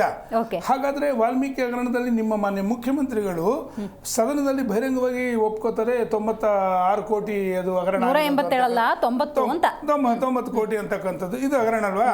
ಇವ್ರದೇ ಆದಂಥ MLA ಅವರು ಪಪ್ಪಿ ಅವರು ಏನಕ್ಕೆ ಕರ್ಕೊಂಡೋಗಿದ್ರು? ಈಗ ಇನ್ನೊಬ್ರು ಮಿನಿಸ್ಟರ್ನ ಜೈಲಿಗೆ ಕರ್ಕೊಂಡೋದ್ರು. ಏನಕ್ಕೆ ಕರ್ಕೊಂಡೋದ್ರು? ವಿನಯ್ ಕುಲಕರ್ಣಿ ಇವ್ರನ್ನೆಲ್ಲ ಯಾಕೆ ಕರ್ಕೊಂಡೋದ್ರೆ? ಹಾಗಾದ್ರೆ ನೀವು ಬದಲಾವಣೆ ತರ್ತೀರಾ ಅನ್ನೋ ಒಂದು ವಿಚಾರ ಜನಗಳು ಬಯಸಿರ್ಬೋದೇನೋ, ನಮಗೆ ಗೊತ್ತಿಲ್ಲ. ನೀವೇನು ಮಾಡ್ತಾ ಇದ್ದೀರಾ? ಅವ್ರು ಮಾಡಿದ್ರು ನಾವು ಮಾಡಿದ್ರು, ಇವ್ರು ಮಾಡಿದ್ರು ಅವ್ರು ಮಾಡಿದ್ರು ಅನ್ನೋದಾದ್ರೆ ಪರ್ಸೆಂಟೇಜ್ ಬಗ್ಗೆ ಹೇಳಿದ್ರೆ, ಪರ್ಸೆಂಟೇಜ್ ಇವತ್ತು ಸರಿಸುಮಾರು 39,000 ಕೋಟಿ ನಮ್ಮ ಗುತ್ತಿಗೆದಾರರಿಗೆ ಕೊಡಬೇಕಾಗಿದೆ. ಯಾಕೆ ಇಟ್ಕೊಂಡಿದ್ದೀರಾ ಹಾಗಾದ್ರೆ? ಇವತ್ತು ಗುಂಡಿಗಳ ಬಗ್ಗೆ ಇವ್ರು ಮಾತಾಡಿದ್ರು ಮೇಡಮ್. ಪಾಪ ಆದರೂ ವೈಶಾಲ್ಯವನ್ನು ಕೂಡ ಮೆಜರ್ ಇಟ್ಬಿಟ್ಟು ಹೇಳ್ತಾ ಇದ್ರು, ಸ್ವಾಮಿ ನೀವು ನನ್ನ ಜೊತೆಲಿ ಬನ್ನಿ ಇವತ್ತಿಗೂ ನೀವೇನು ಹೇಳಿದ್ದೀರಾ? 8,000 ಗುಂಡಿಗಳಿದೆ, 7,000 ಗುಂಡಿಗಳಿದೆ ಅಂತ ಹೇಳಿದ್ರೆ, 8 ಅಲ್ಲ 7 ಅಲ್ಲ 80,000 ಗುಂಡಿಗಳಿದೆ ಬೆಂಗಳೂರಲ್ಲಿ. ಹೆಜ್ಜೆಗೂ 10 ಗುಂಡಿಗಳಿದೆ. ಇವತ್ತು ಗುಂಡಿ ಮುಚ್ಚಿದ್ರೆ ಇವ್ರು ಇವತ್ತು ಗುಂಡಿಗಳು ಮುಚ್ಚಿದ್ರೆ ನಾಳೆ ಬೆಳಿಗ್ಗೆ ಆ ಗುಂಡಿ ಮತ್ತೆ ವಾಪಸ್ಸು ನೀರು ಬಂದರೆ ಹೋಗ್ಬಿಟ್ರೆ ಮತ್ತೆ ಅದಕ್ಕಿಂತ ದೊಡ್ಡ ಗುಂಡಿ ಆಗಿರುತ್ತೆ. ಇವರು ಕೇವಲ ಗುಂಡಿಗಳು. ಆಮೇಲೆ ಮೇಡಮ್, ಗುಂಡಿ ಮುಚ್ಚಿದೀವಿ ಅಂತ ಎಷ್ಟು ಬಿಲ್ ಮಾಡ್ಕೊಂಡಿದ್ದಾರೆ ಗೊತ್ತಾ? ಯಾಕೆ ಈ ಪರ್ಸೆಂಟೇಜ್ ಬರ್ತಾ ಇದೆ ವಿಷಯ? ಅದು ಬಿಜೆಪಿಯಿಂದನೇ ಕಲ್ತಿದ್ದು ಅಂತಾರೆ ಅವರು. ಒಂದು ನಿಮಿಷ, ಜನಗಳಿಗೆ ನೀವು ಉತ್ತರ ಕೊಡಿ. ನೀವು ಯಾರಿಂದ ಕಲ್ತೀರಿ ಅಂತಕ್ಕಂಥ ಪದ ನಾನು ಬಳಕೆ ಮಾಡೋದಿಲ್ಲ. ನೀವು ಜನಗಳಿಗೆ ಒಳ್ಳೇದು ಮಾಡಬೇಕು ಅಂತಕ್ಕಂಥದಕ್ಕೆ ನಿಮ್ಮ ಪೂರ್ಣ ಬಹುಮತ ಕೊಟ್ಟಿದ್ದು. ಹಾಗಾದ್ರೆ ನೀವು ಯಾರ್ದೋ ಹೆಸರು ಹೇಳ್ಕೊಂಡು ನೀವು ಗುಮ್ಮ ಅನ್ಕೊಂಡು ನೀವು ಮಾಡ್ತಾ ಇರ್ತಕ್ಕಂಥದ್ದು ಏನು ಅಂತಕ್ಕಂಥದ್ದು ಒಂದು. ಎರಡನೇದು, ಪಾಪ ಇವರು ಮೊನ್ನೆ ತಾವು ಮಾಧ್ಯಮದಲ್ಲಿ ತೋರಿಸ್ತಾ ಇದ್ದೀರಾ ಅವ್ರ ಉಪಮುಖ್ಯಮಂತ್ರಿಗಳನ್ನ. ಮೊನ್ನೆ ತಮಿಳ್ನಾಡು ಚುನಾವಣೆಗೆ ಹೋಗಿದ್ರು. ತಮಿಳ್ನಾಡು ಚುನಾವಣೆಯಲ್ಲಿ DMK ಪರವಾಗಿ ಅವರು ಪ್ರಚಾರ ಮಾಡುವಂಥ ಸಂದರ್ಭದಲ್ಲಿ ಏನೇನು ಭರವಸೆಗಳು ಕೊಟ್ಟರು, ಯಾವ ರೀತಿ ಮಾತಾಡೋದಂತ. ಅದೇ DMK ಮುಖ್ಯಮಂತ್ರಿಗಳೇನಂತ ಹೇಳಿದ್ರು ಮೇಕೆದಾಟು ವಿಷಯದಲ್ಲಿ, ಒಂದು ತೊಟ್ಟು ನೀರನ್ನು ಕೊಡೋದಿಲ್ಲ ಅಂತಕ್ಕಂಥವ್ರಿಗೆ ನೀವು ಹೋಗಿ ಪ್ರಚಾರ ಮಾಡಿ ಸಪೋರ್ಟ್ ಮಾಡ್ತೀರಾ ಅಂತಂದರೆ ನಿಮ್ಮ ನಿಲುವೇನು ಅಂತಕ್ಕಂಥದ್ದು ಇವತ್ತು ಹೇಳಬೇಕಾಗುತ್ತೆ ಅನ್ನೋದು ಒಂದು. ಇವತ್ತು ಈ ಸ್ಟೇಟ್ಮೆಂಟ್ ಕೊಟ್ಟಿದ್ದಾರೆ. ಏನಂತ? ಮಾನ್ಯ ಮಲ್ಲಿಕಾರ್ಜುನ ಖರ್ಗೆ ಅವರು ಕೊಟ್ಟಿರ್ತಕ್ಕಂಥ ಸ್ಟೇಟ್ಮೆಂಟ್ಗೆ ಇನ್ನೊಂದು ಬಣದವರು 40 ಜನ 6ನೇ ತಾರೀಕು ಡೆಲ್ಲಿಗೆ ಹೋಗ್ತಾ ಇದ್ದಾರೆ ಅಂತ MLA ಗಳು. ಇನ್ನೊಬ್ರು ಅಂತಾರೆ ಸಚಿವ ಸಂಪುಟ ಪುನರ್ರಚನೆ ಮಾಡಿ. ಇದಕ್ಕಿಂತ ಹಿಂದೆ ಒಬ್ಬರು ಹೇಳಿದ್ರು, ಹಿರಿಯ ಮುಖಂಡರುಗಳು, ಕೆಲವು ಇಲಾಖೆಗಳು ನಿಷ್ಕ್ರಿಯವಾಗಿವೆ ಅಂತಕ್ಕಂಥ ಪದ ಬಳಕೆ ಮಾಡಿದ್ದಾರೆ. ಕೆಲವು ಇಲಾಖೆಗಳಲ್ಲಿ ಬದಲಾವಣೆ ಮಾಡಬೇಕು ಅಂತಕ್ಕಂಥದ್ದು ಇವರು ವರಿಷ್ಠ ಹೇಳ್ತಕ್ಕಂಥ. ಹಾಗಾದ್ರೆ ಕೆಲವು ಇಲಾಖೆಗಳಲ್ಲಿ ಕೆಲಸ ಮಾಡ್ತಾ ಇಲ್ವಾ ಅಂತಕ್ಕಂಥದ್ದು ಕೂಡ ಬೇಕಾಗುತ್ತೆ. 2,000 ರೂಪಾಯಿ. ಇನ್ನೊಂದು ಮೇಡಮ್, 2,000 ರೂಪಾಯಿ ವಿಚಾರದಲ್ಲಿ ಪಾಪ ಮೊನ್ನೆ ಕಾಂಗ್ರೆಸ್ ವಕ್ತಾರ ಹೇಳ್ತಾ ಇದ್ರು, ಉಪಚುನಾವಣೆ ಪ್ರಚಾರಕ್ಕೆ ಅಂತ ಅಬಕಾರಿ ಸಚಿವರು ಯಾವ್ದು ದಾವಣಗೆರೆ ಇನ್ನೊಂದು ಯಾವ್ದು ನಡೆದಿದ್ದು ಬಾಗಲಕೋಟೆಯಲ್ಲಿ ಅವರು ಪ್ರಚಾರಕ್ಕೆ ಹೋದಂಥ ಸಂದರ್ಭದಲ್ಲಿ ಒಬ್ಬ ಮಹಿಳೆ ಹೇಳ್ತಾಳೆ, ರೇ ನಮ್ಗೆ ಯಾವ 2,000 ಬಂದಿಲ್ಲ, ಏನಿಲ್ಲ, ಹೋಗ್ರಿ ಮುಂದಕ್ಕೆ ಅಂತಕ್ಕಂಥದ್ದನ್ನ ಯಾರಿಗೆ ಹೇಳ್ತಾ ಇದ್ದಾರೆ ನೀವು ಇವನ್ನೆಲ್ಲ? ಮತ್ತೆ ಇನ್ನೂ ಒಂದು ಹೇಳ್ತಿದ್ದೀನಿ ಮೇಡಮ್, ಈ ಮೊನ್ನೆ ಪಾಪ ಈಗ ಈ ಒಂದು ಏನು ಕದನ ನಡೀತಾ ಇದೆಯಲ್ಲ ಅಧಿಕಾರಕ್ಕೋಸ್ಕರ, ಅಮಾಯಕರನ್ನು ನೀವು ಮೊನ್ನೆ ಬಲಿ ತಗೊಂಡ್ರಲ್ಲ, ಸನ್ಮಾನ್ಯ ಮುಖ್ಯಮಂತ್ರಿಗಳ ಮಗ ಎಷ್ಟು ಸತಿ ಸ್ಟೇಟ್ಮೆಂಟ್ ಕೊಟ್ಟರು, ಏನು ಮಾಡ್ತಾರೆ ನಿಮ್ಮ ಹೈಕಮಾಂಡು? ಅವ್ರ ಮೇಲೆ ನೀವು ಯಾಕೆ ಇದು ಆ್ಯಕ್ಷನ್ ತಗೊಳ್ಳಿಲ್ಲ? ಯಾವ ನಮ್ಮ ರಾಮನಗರ ಶಾಸಕರ ಮೇಲೆ ಯಾಕೆ ತಗೊಳ್ಳಿಲ್ಲ? ಮಾಗಡಿ ಶಾಸಕರ ಮೇಲೆ ಯಾಕೆ ತಗೊಂಡಿಲ್ಲ? ಶಿವಗಂಗಾ ಬಸವರಾಜ್ ಮೇಲೆ ಯಾಕೆ ತಗೊಳ್ಳಿಲ್ಲ? ಇದು ಇನ್ನೊಂದು ಬಣದವರು ಅಂತನಾ? ನಿಮ್ಮಲ್ಲಿರ್ತಕ್ಕಂಥ ಗೊಂದಲ ಇಡೀ ರಾಜ್ಯದ ಜನತೆ ಕಣ್ಮುಂದೆ ನೋಡ್ತಾ ಇರ್ತಕ್ಕಂಥವು ಇವೆಲ್ಲ ಕೂಡ ಯಾವುದೇ ಕಾರಣಕ್ಕೂ ಜನಗಳಿಗೆ ನೀವು ಏನಾದರೂ ತಪ್ಪು ರೀತಿಯಲ್ಲಿ ಹೇಳೋದಾದ್ರೆ ಜನ ನಿಮ್ಮನ್ನು ಸೂಕ್ಷ್ಮವಾಗಿ ಗಮನಿಸ್ತಾ ಇದ್ದಾರೆ ಅಂತಕ್ಕಂಥ ಸ್ಪಷ್ಟ. ಶಾಶ್ವತ ಯೋಜನೆಗಳನ್ನ ನಿಷ್ಕ್ರಿಯವಾಗಿ ನೀವು ಈ ರಾಜ್ಯ ಸರ್ಕಾರ ಮಾಡಿದೆ ಅಂತಕ್ಕಂಥದಕ್ಕೆ ಇನ್ನೊಂದು ಅಭಿವೃದ್ಧಿ ಪಥದಲ್ಲಿ ಹೋಗ್ತಾ ಇದೆ ಅಂತ ಕರ್ನಾಟಕ ರಾಜ್ಯ ಸರ್ಕಾರ ಯಾರಿಗಾದ್ರೂ ಮಾದರಿ ಅಂತ ತೋರಿಸ್ಕಿಸಕ್ ಹೋಗಿಲ್ಲ. ಬೆಂಗಳೂರು ಗುಂಡಿಗಳು ಯದುಕುಮಾರ್ ಗೌಡ್ರೆ, CM ಕುರ್ಚಿ ಹಂಗಾದ್ರೆ ಸಿದ್ದರಾಮಯ್ಯನವ್ರ ವಿಚಾರದಲ್ಲಿ ಸೇಫ್ ಆಗಿ ಅವ್ರ ಹತ್ರನೇ ಉಳ್ಕೊಂಡಿದ್ಯಾ ಅನ್ನೋದು ಒಂದು ಪ್ರಶ್ನೆ.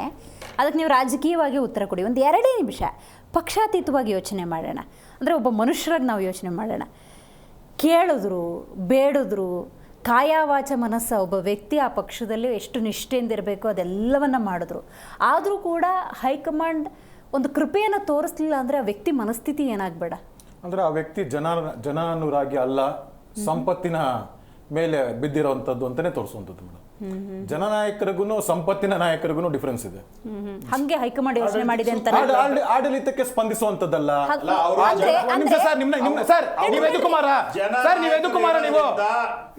ಬಾರಿ ಶಾಸಕರಾಗಿ ಆಯ್ಕೆ ಆಗಿರೋದು ಮೇಡಮ್. ಯದುಕುಮಾರ್ ನಾನು ಉತ್ತರ ಕೊಡ್ತಾ ಇದ್ದೀನಿ. ನಾಯಕರು ಆಗಿರೋದ್ರಿಂದ ಇಡೀ ರಾಷ್ಟ್ರದಲ್ಲೇ ನಡೀತಕ್ಕಂಥ ಚುನಾವಣೆಗಳಿಗೆ ನಾಯಕರು ಹೈಕಮಾಂಡ್ ನಿಶ್ಚಯ ಮಾಡಕ್ಕಾಗಲಿಲ್ಲ. ವಲಸಿಗರನ್ನ ಮಾಡಿದ್ರಿ ನೀವು, ವಲಸಿಗರನ್ನ ಯಾಕ್ರಿ ಮಾಡಿದ್ರಿ ನೀವು? ದುಡ್ಡಂತವ್ರನ್ನ ನೀವು ಯಾಕೆ ಮಾಡಲಿಲ್ಲ? ಇವತ್ತು 60 ವರ್ಷ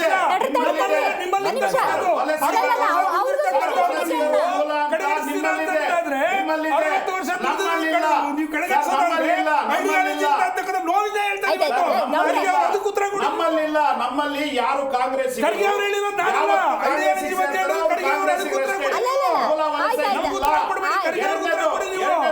ನಾವು ವರಿಷ್ಠ ಉತ್ತರ ಇವತ್ತು ನಿಮ್ ವರಿಷ್ಠ ಬೇಡ್ಕೊತಾ ಇದ್ದಾರೆ. ಕಾಂಗ್ರೆಸ್ಸಿಗರಂತವ್ರಿಗೆ ಮಾಡಿದ್ವಿ, ಇವತ್ತು ವೀರೇಂದ್ರ ಪಾಟೀಲ್ ಅವ್ರಿಗೆ ಮಾಡಿದ್ವಿ, ಮಾಡಿದ್ವಿ, ಖರ್ಗೆ ಸಾಹೇಬರು ACC ಅಧ್ಯಕ್ಷರಾಗಿ ಮಾಡಿದ್ವಿ, ACC ಅಧ್ಯಕ್ಷರು.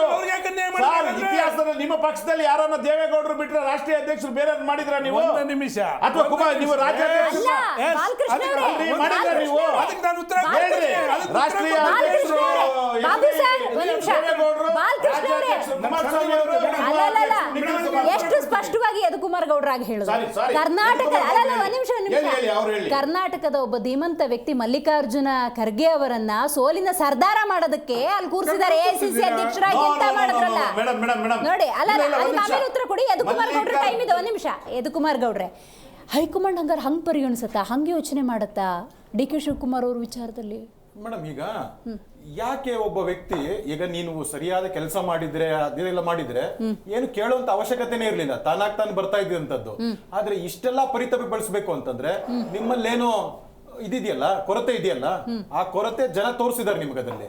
ಯಾಕಂದ್ರೆ ನೀವು ಬಂದು ಸಮುದಾಯದನ್ನ, ರಾಜ್ಯದ ಜನರನ್ನ ಏನಂತಾರೆ, ಬುಕ್ ಪೆನ್ ಕೊಡಿ, ನಾನೇನೋ ಇದ್ ಮಾಡ್ಬಿಡ್ತೀನಿ ಅಂತ.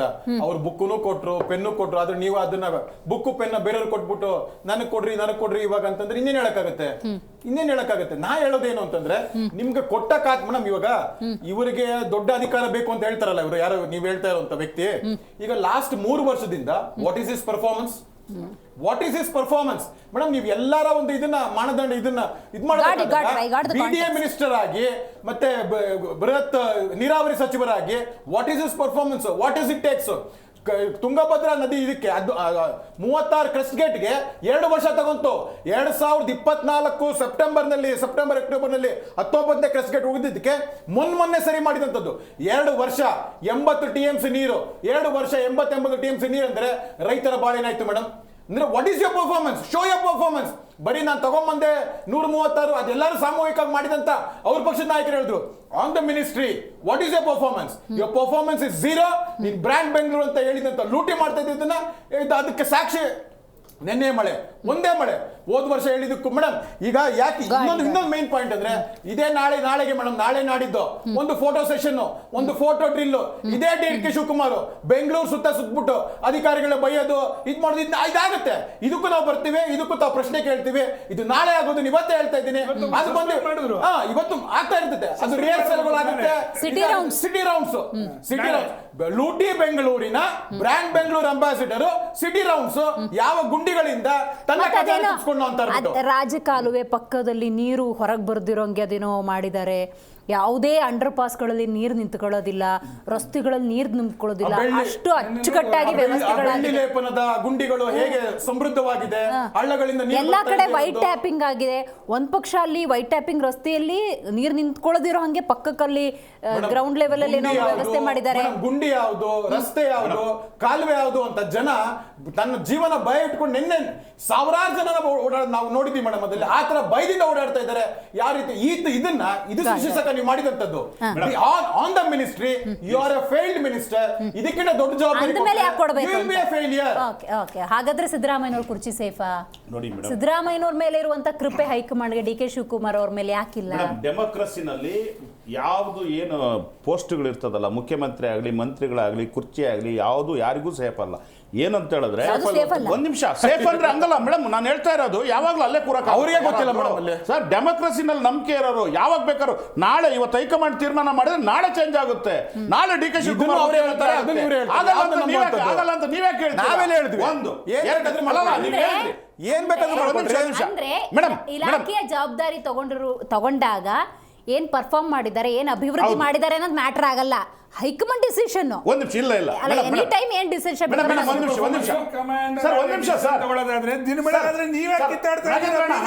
ಒಂದೇ ನಿಮಿಷ ನೋಡಿ. ಸನ್ಮಾನ್ಯ DK ಶಿವಕುಮಾರ್ ಅವರು ವಾಸ್ತವಿಕ ಪರ್ಫಾರ್ಮೆನ್ಸ್ ಏನು ಅಂತ ಹೇಳಿದ್ರು. ಅಲ್ರಿ, DK ಶಿವಕುಮಾರ್ ಅವರು ಬರ್ಕೊಳ್ಳೋಣ. ಒಂದನೇದಾಗಿ ಅವ್ರ ಪರ್ಫಾರ್ಮೆನ್ಸ್ ಇದ್ದಿದ್ರಿಂದಲೇ ಎಷ್ಟು ಬಾರಿ ಆಯ್ಕೆ ಆಗಿದ್ದಾರೆ. ಒಂದ್ ನಿಮಿಷ. ಅವ್ರ ಪರ್ಫಾರ್ಮೆನ್ಸ್ ಇರೋದ್ರಿಂದಾನೇ ಈ ರಾಜ್ಯದ ಜನತೆ ಅವರ ನಾಯಕತ್ವದಲ್ಲಿ ನಂಬಿಕೆ ಇಟ್ಟು 2023ರಲ್ಲಿ ಏನಾಯ್ತಲ್ಲ, ಬಹಳ ಪ್ರಮುಖವಾದ ಏನು ಅಂತ ಹೇಳಿದ್ರೆ, ಇವತ್ತು ಏನು ಕರ್ನಾಟಕ ರಾಜ್ಯದ ಈ 5 ಸ್ಕೀಮುಗಳಿದಾವೆ, ಆಮೇಲೆ ಮ್ಯಾನಿಫೆಸ್ಟೋ ಇವೆಲ್ಲ ಇದಾವಲ್ಲ, ಅದರಲ್ಲಿ ಅವತ್ತು ಅವರ ಅಧ್ಯಕ್ಷತೆಯಲ್ಲೇ ನಡೆದಿರ್ತಕ್ಕಂಥದ್ದು ಅವರ ಅನೇಕ ಅವರು ಅಂಶಗಳ ಆಧಾರದ ಮೇಲೆ ಇವತ್ತು ಅವರು ಸಿದ್ದರಾಮಯ್ಯ ಎಲ್ಲರೂ ಸೇರಿ ಸರ್ ಅವ್ರ ಅಧ್ಯಕ್ಷ ನಾವು ಕೇಳಿದಂತ ಸರ್ ಒಂದ್ ನಿಮಿಷ ನೀವೇ ಮಾತಾಡಿ. ಒಂದೇ ಮುಂದುವರಿ. ನಾವು ನಿಮ್ಮ ಚುನಾವಣಾ ಪರ್ಫಾರ್ಮೆನ್ಸ್ ಕೇಳಿಲ್ಲ, ಇಲಾಖಾವಾರು ಪರ್ಫಾರ್ಮೆನ್ಸ್ ಕೇಳಿಲ್ಲ. ಯೋಜನೆಗಳು ಇಲಾಖೆನೆ, ಅದಕ್ಕೆ ಮೂಲಕ್ಕೆ ಹೋಗ್ತಾ ಇದ್ದೀನಿ ನಾನು. ಅವ್ರ ಜನಗಳಿಗೆ ಹಕ್ಕು ಕೊಟ್ರಲ್ಲ, ಇವತ್ತು ಏನು ಎರಡು 2 ಲಕ್ಷ ರೂಪಾಯಿ ಇದು ಗ್ಯಾರಂಟಿಗೋಸ್ಕರ ಖರ್ಚು ಮಾಡಿದ್ವಲ್ಲ, ಆ ಹಣದ ರೂವಾರಿ ಡಿ ಕೆ ಶಿವಕುಮಾರ್ ಅಂತ ಹೇಳ್ತೀನಿ ನಾನು. ಅದು ಡಿ ಕೆ ಶಿವಕುಮಾರ್ ಪರ್ಫಾರ್ಮೆನ್ಸ್. ಎರಡನೇದು ಅವರು ಇದ್ದಾರೆ ರೀ, ಇವರು ಅಧ್ಯಕ್ಷರು. ನಮ್ಮ ಸಿಸ್ಟಮ್ ಅಲ್ಲಿ ಇವರು ಅಧ್ಯಕ್ಷರಿದ್ರು.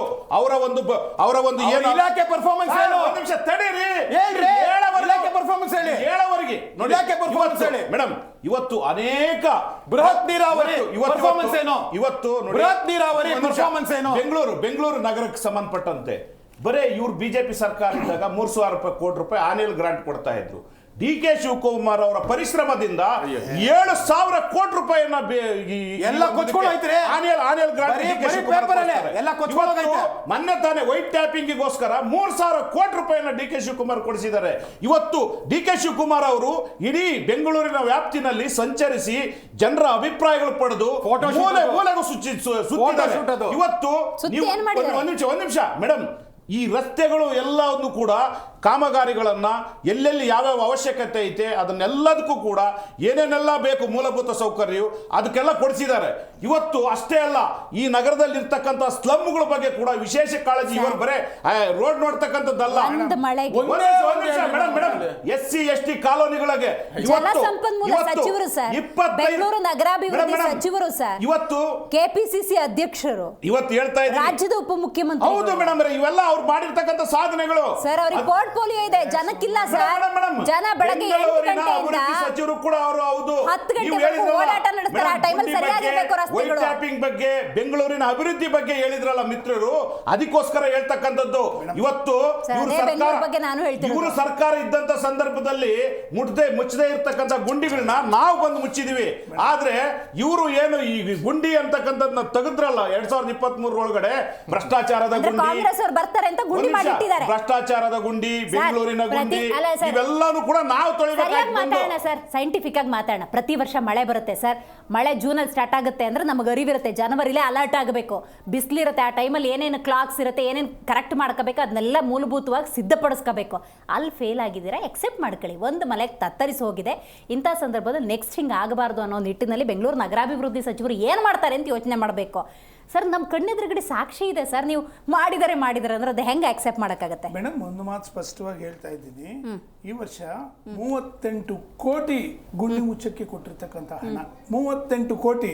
ಎಷ್ಟು ಗುಂಡಿ ಮುಚ್ಚಿದ್ದಾರೆ ಅಂತಕ್ಕಂಥ ಮಾನ್ಯ ಕಾಂಗ್ರೆಸ್ ವಕ್ತಾರರು ಅಂಕಿಅಂಶಗಳ ಸಮೇತ ಹೇಳಿದ್ರೆ ನಾನು ಇಲ್ಲಿಂದ ಎದ್ದೋಗ್ತೀನಿ. ಎಷ್ಟು ಗುಂಡಿಗಳು ಮುಚ್ಚಿದ್ದಾರೆ, ಒಂದೊಂದು ಗುಂಡಿಗೆ ಎಷ್ಟು ಖರ್ಚಾಗಿದೆ, ಅಂಕಿಅಂಶಗಳು ಏನಾದರೂ ಅವ್ರು ಹೇಳಿದ್ರೆ ನಾನು ಈ ಇದರಿಂದ ಡಿಬೇಟಿಂದ ಎದ್ದೋಗ್ತೀನಿ. ನಂಬರ್ 1 ಮೇಡಮ್, ಉದ್ಯಮಿಗಳು ಕರ್ನಾಟಕ ರಾಜ್ಯ ಇವತ್ತೇನಾದರೂ ಅವ್ರು ಹೇಳ್ತಿದ್ರು ತೆರಿಗೆ ಅಂತಕ್ಕಂಥದ್ದು. ಆಯ್ತು, ನಾವು ತೆರಿಗೆ ಕಟ್ತಾ ಇದ್ದೀವಿ ಸ್ವಾಮಿ.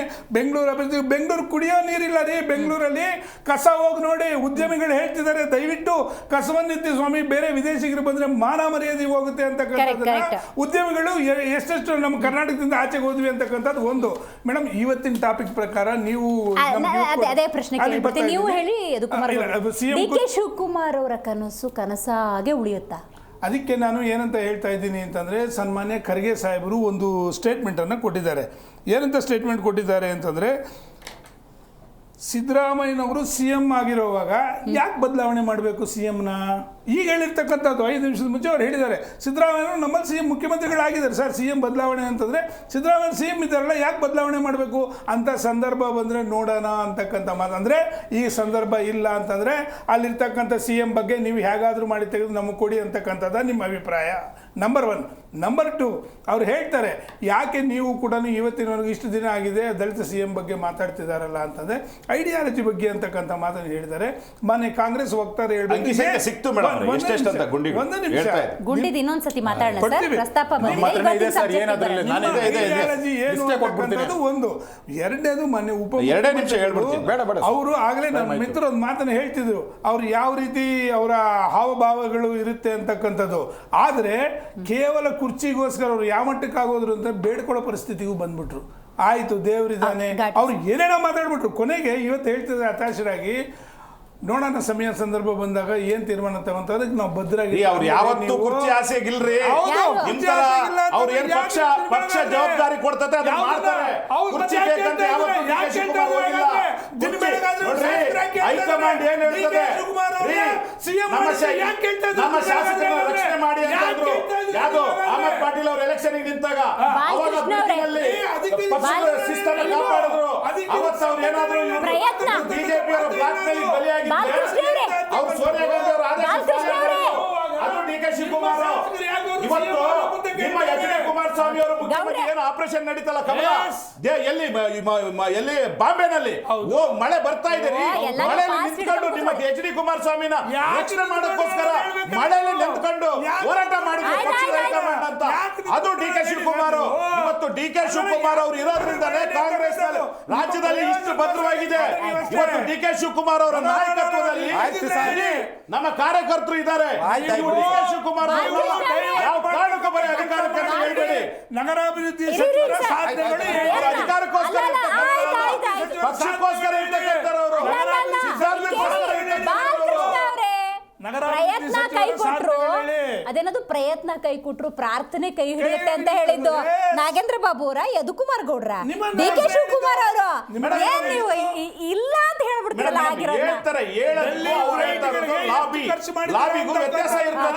ಡೆಲ್ಲಿ ಫ್ಲೈಟ್ ಗಳಿಗೆ ಎಷ್ಟು ಖರ್ಚು ಮಾಡಿದ್ದೀರಾ ಇಬ್ರು ನಡುವೆ ಜಟಾಪಟಿ ನಡೀತಾ ಇದೆ. ಮತ್ತು ದಲಿತ ಸಿಎಂ ಕೂಗು ಅನ್ನೋದು ನಿನ್ನೆ ಮೊನ್ನೆ ವಿಚಾರ ಅಲ್ಲ. ಯಾವುದು ಬೇಡಪ್ಪ ಅಂತ ಹೇಳಿ ಒಂದು ಹೈಕಮಾಂಡ್ ಡಿಸಿಷನ್ ತಗೊಳ್ಳೋ ಚಾನ್ಸಸ್ ಇದೆಯಾ ದಲಿತ ಸಿಎಂ ವಿಚಾರದಲ್ಲಿ? Very less. ಅಥವಾ ಯಾಕಂದ್ರೆ ಅವ್ರದ್ದು ಲಕೋಟೆ ಸಂಸ್ಕೃತಿ, ಯಾರ ಹೆಸರು ಯಾವಾಗ ಯಾರು ಬರುತ್ತೋ ಅಂತ ನಮ್ಗೆ ಹೇಳಕ್ಕಾಗಲ್ಲ ಮೇಡಮ್. ಆದ್ರೆ ಕೆಲವು ಇಲ್ಲಿ ಈ ಶಾಸಕರಿದಾರಲ್ಲ ಅವ್ರಿಗೆ ಎರಡೇ ಬೇಕಾಗಿರುವಂತದ್ದು. ಈ ರಾಜಣ್ಣನ ತೆಗೆದಿದ್ದಂತ ಫ್ಲೋರ್ ಆಫ್ ದಿ ಹೌಸ್ ನಲ್ಲಿ ನನಗೆ ಹನಿ ಟ್ರ್ಯಾಪ್ ಮಾಡಿದ್ರು ಅಂತ ರಾಜೇಂದ್ರ ಮತ್ತೆ ಕೆ ಎನ್ ರಾಜಣ್ಣ ಹೇಳಿದ್ರಲ್ಲ, ಆ ಮಹಾನ್ ನಾಯಕ ಯಾರು ಅಂತ ಆ ಪ್ರಶ್ನೆಗಳಿಗೆ ಅವರು ಉತ್ತರ ಕೊಡ್ತಾ ಇದ್ರು. ಅವ್ರು ಉತ್ತರ ಕೊಡ್ಬೇಕಾಗತ್ತೆ. ಮತ್ತೆ ಯಾಕೆ ಅಲ್ಪಸಂಖ್ಯಾತರ ಆಯೋಗ ಇದನ್ನ ಚುನಾವಣೆ ರಿಸಲ್ಟ್ ಬರೋದಕ್ಕಿಂತ ಮುಂಚೆ ವಿಸರ್ಜನೆ ಮಾಡಿದ್ರು, ಪೊಲಿಟಿಕಲ್ ಸೆಕ್ರೆಟರಿ ಅಂತ ನಜೀರ್ ಅಹಮದ್ ಅವ್ರನ್ನ ಯಾಕೆ ತೆಗೆದಾಕಿದ್ರು, ಇದೆಲ್ಲ ಪ್ರಶ್ನಾರ್ಥಕ ಚಿಹ್ನೆ ಮೇಡಮ್. ಈ ಪ್ರಶ್ನಾರ್ಥಕ ಚಿಹ್ನೆಗಳಿಗೆ ಶಾಸಕರ ಅನುದಾನಗಳಿಗೆ ಯಾವಾಗ ಶಾಸಕರ ಬೆಂಗಳೂರಿನ ಜೈನಗ ಶಾಸಕರಿಗೆ ತಗ್ಗಿ ಬಗ್ಗಿ ನಡಿಬೇಕು ಅಂತ ಕಮಾಂಡ್ ಮಾಡ್ತಾರಲ್ಲ, ಇಂಥವ್ರು ರಾಷ್ಟ್ರ ಇದು ಪ್ರಜಾತಂತ್ರ ಇದ್ರಲ್ಲಿ ಸೂಕ್ತ ಆಗಲ್ಲ. ಹಾಗಾದ್ರೆ ಈಗ ನೋಡಿ ರಾಜ್ಯದಲ್ಲಿ ಹೆಂಗಾಯ್ತು ಅಂತ ಹೇಳಿದ್ರೆ, ಡಿ ಕೆ ಶಿವಕುಮಾರ್ ಅವರು ಈಗ ಕೆ ಎನ್ ರಾಜಣ್ಣ ಅವ್ರು ಇರ್ಬೋದು, ಜಬ್ಬರ್ ಇರ್ಬೋದು, ನಜೀರ್ ಇರ್ಬೋದು, ಇವ್ರ ಮೇಲೆ ಹಿಡಿತ ಸಾಧಿಸಿ ಅವ್ರನ್ನ ದೂರ ಇಡೋ ಪ್ರಯತ್ನದಲ್ಲಿ ಸಕ್ಸಸ್ ಆದ್ರು ಅಂತ ಇವ್ರು ರಾಜ್ಯದಲ್ಲಿ ಸಕ್ಸಸ್ ಆಗ್ತಾ ಇದ್ರೆ, ಹೈಕಮಾಂಡ್ ವಿಷಯದಲ್ಲಿ ದೂರ ಉಳ್ಕೊಂಡ್ಬಿಟ್ರಲ್ವಾ? ಅವ್ರು ಅನ್ಕೊಂಡಿದ್ದು ಆಗ್ತಾ ಇಲ್ವಲ್ಲ? ಹೈಕಮಾಂಡ್ ಹಂಗಾರೆ ದೂರ ವಿರೋಧಿ ಬಣವನ್ನ ಮಣಿಸ್ತಾ ಇದೀವಿ ಅಂತ ಹೇಳುವಂತದ್ದು ಇದಕ್ಕೆ. ಆದ್ರೆ ಆ ವಿರೋಧಿ ಬಣದಲ್ಲಿ ಇವರೇ ಟ್ರ್ಯಾಪ್ ಆಗ್ಬಿಟ್ಟು ಇವರೆಲ್ಲ ಕಳ್ಕೊಂಡು ಕ್ವಿಕ್ ಆಗಿ ಒಂದು 10 ಸೆಕೆಂಡ್ಸ್ ಅಲ್ಲಿ ಹೇಳಿ, ಈ ಪ್ರಹಸನ ಕಡೆ ಪಕ್ಷ ಈ ಹೇಳಿಕೆಯಿಂದಾದ್ರೂ ಸ್ಟಾಪ್ ಆಗುತ್ತಾ? ಇಲ್ಲ ಇಲ್ಲ sir, thank you so much. Nagendra Babu, Yadukumar ಗೌಡ್ರು, ಬಾಲಕೃಷ್ಣ ಅವರು, ಥ್ಯಾಂಕ್ ಯು ಸೋ ಮಚ್ ಕಾರ್ಯಕ್ರಮದಲ್ಲಿ ಭಾಗಿಯಾಗಿದ್ದಕ್ಕಾಗಿ. ನೋಡಿದ್ರಲ್ಲ, ಮಲ್ಲಿಕಾರ್ಜುನ್ ಖರ್ಗೆ ಅವರು ಕಡೆಗೂ ಮಾತಾಡಿದ್ದಾರೆ. ನಾವು ಇಷ್ಟು ದಿವಸ ಒಂದು ಪ್ರಶ್ನೆಯನ್ನು ಕೇಳ್ತಾ ಇದ್ವಿ, ಹೈಕಮಾಂಡ್ ಟೆನಿಕಾಸ್ಟ್ ರಿಯಾಕ್ಟ್ ಮಾಡಬೇಕು ಅಂತ ಹೇಳಿ ರಿಯಾಕ್ಟ್ ಮಾಡಿದ್ದಾರೆ. ಅವರು ರಿಯಾಕ್ಟ್ ಮಾಡಿರೋಂಥ ವಿಷಯ ಏನು ಅಂತ ಹೇಳಿದ್ರೆ, ಸದ್ಯಕ್ಕೆ ಮುಖ್ಯಮಂತ್ರಿ ಬದಲಾವಣೆ ಇಲ್ಲ ಅಂತ. ಸೊ ಹಾಗಾಗಿ ಈ ಸ್ಟೇಟ್ಮೆಂಟ್ ಆಧಾರದಲ್ಲಿ ನಾವು ನೋಡ್ತಾ ಹೋಗೋದಾದರೆ, ಇದ್ದಂಥ ಪ್ರಹಸನಕ್ಕೆ ತೆರೆ ಎಳೆದ್ರ ಮಲ್ಲಿಕಾರ್ಜುನ ಖರ್ಗೆ ಅವರು ಈ ಸ್ಟೇಟ್ಮೆಂಟಿಂದ, ಅಥವಾ ಹೊಸ ಗೊಂದಲ ಸೃಷ್ಟಿ ಆಯಿತಾ ಅನ್ನುವಂತಹ ಒಂದಷ್ಟು ಕುತೂಹಲಗಳಿದ್ದಾವೆ. ಅದೇನೇ ಇದ್ರೂ ಬದಿಗಿಡಿ, ಇನ್ನು 2 ವರ್ಷ ಇದೆ. ಕರ್ನಾಟಕ ಕಾಂಗ್ರೆಸ್ 28ಕ್ಕೆ ನೀವೇ ಅಂತ ಹೇಳ್ತಿದ್ರಲ್ಲ, ಅದಾಗಬೇಕು ಅನ್ನೋದಾದರೆ ನೆನ್ನೆ ಬಂತು ನೋಡಿ ಮಳೆ, ಬೆಂಗಳೂರು ಅವಾಂತರದಲ್ಲಿ ಮುಳುಗಿ ಹೇಳ್ಬಿಟ್ಟಿದೆ. ಸರಿ ಮಾಡಿ, ರಾಜ್ಯದ ಪ್ರತಿಯೊಬ್ಬ ಪ್ರಜೆಯ ಅಭಿವೃದ್ಧಿಯ ದೃಷ್ಟಿಯಿಂದ ನಿಜಕ್ಕೂ ಕಾಯವಚ ಮನಸ್ಸ ಕೆಲಸ ಮಾಡಿ ಒಳ್ಳೆಯದಾಗುತ್ತೆ ಅಂತ ಹೇಳ್ತೀವಿ. ಇವತ್ತಿನ ಕಾರ್ಯಕ್ರಮ ಮುಗಿಸೋಣ. ನೋಡ್ತಾ ಇರಿ ಜಿ ಕನ್ನಡ ನ್ಯೂಸ್, ಸತ್ಯವೇ ಸುದ್ದಿಯ ಜೀವಾಳ.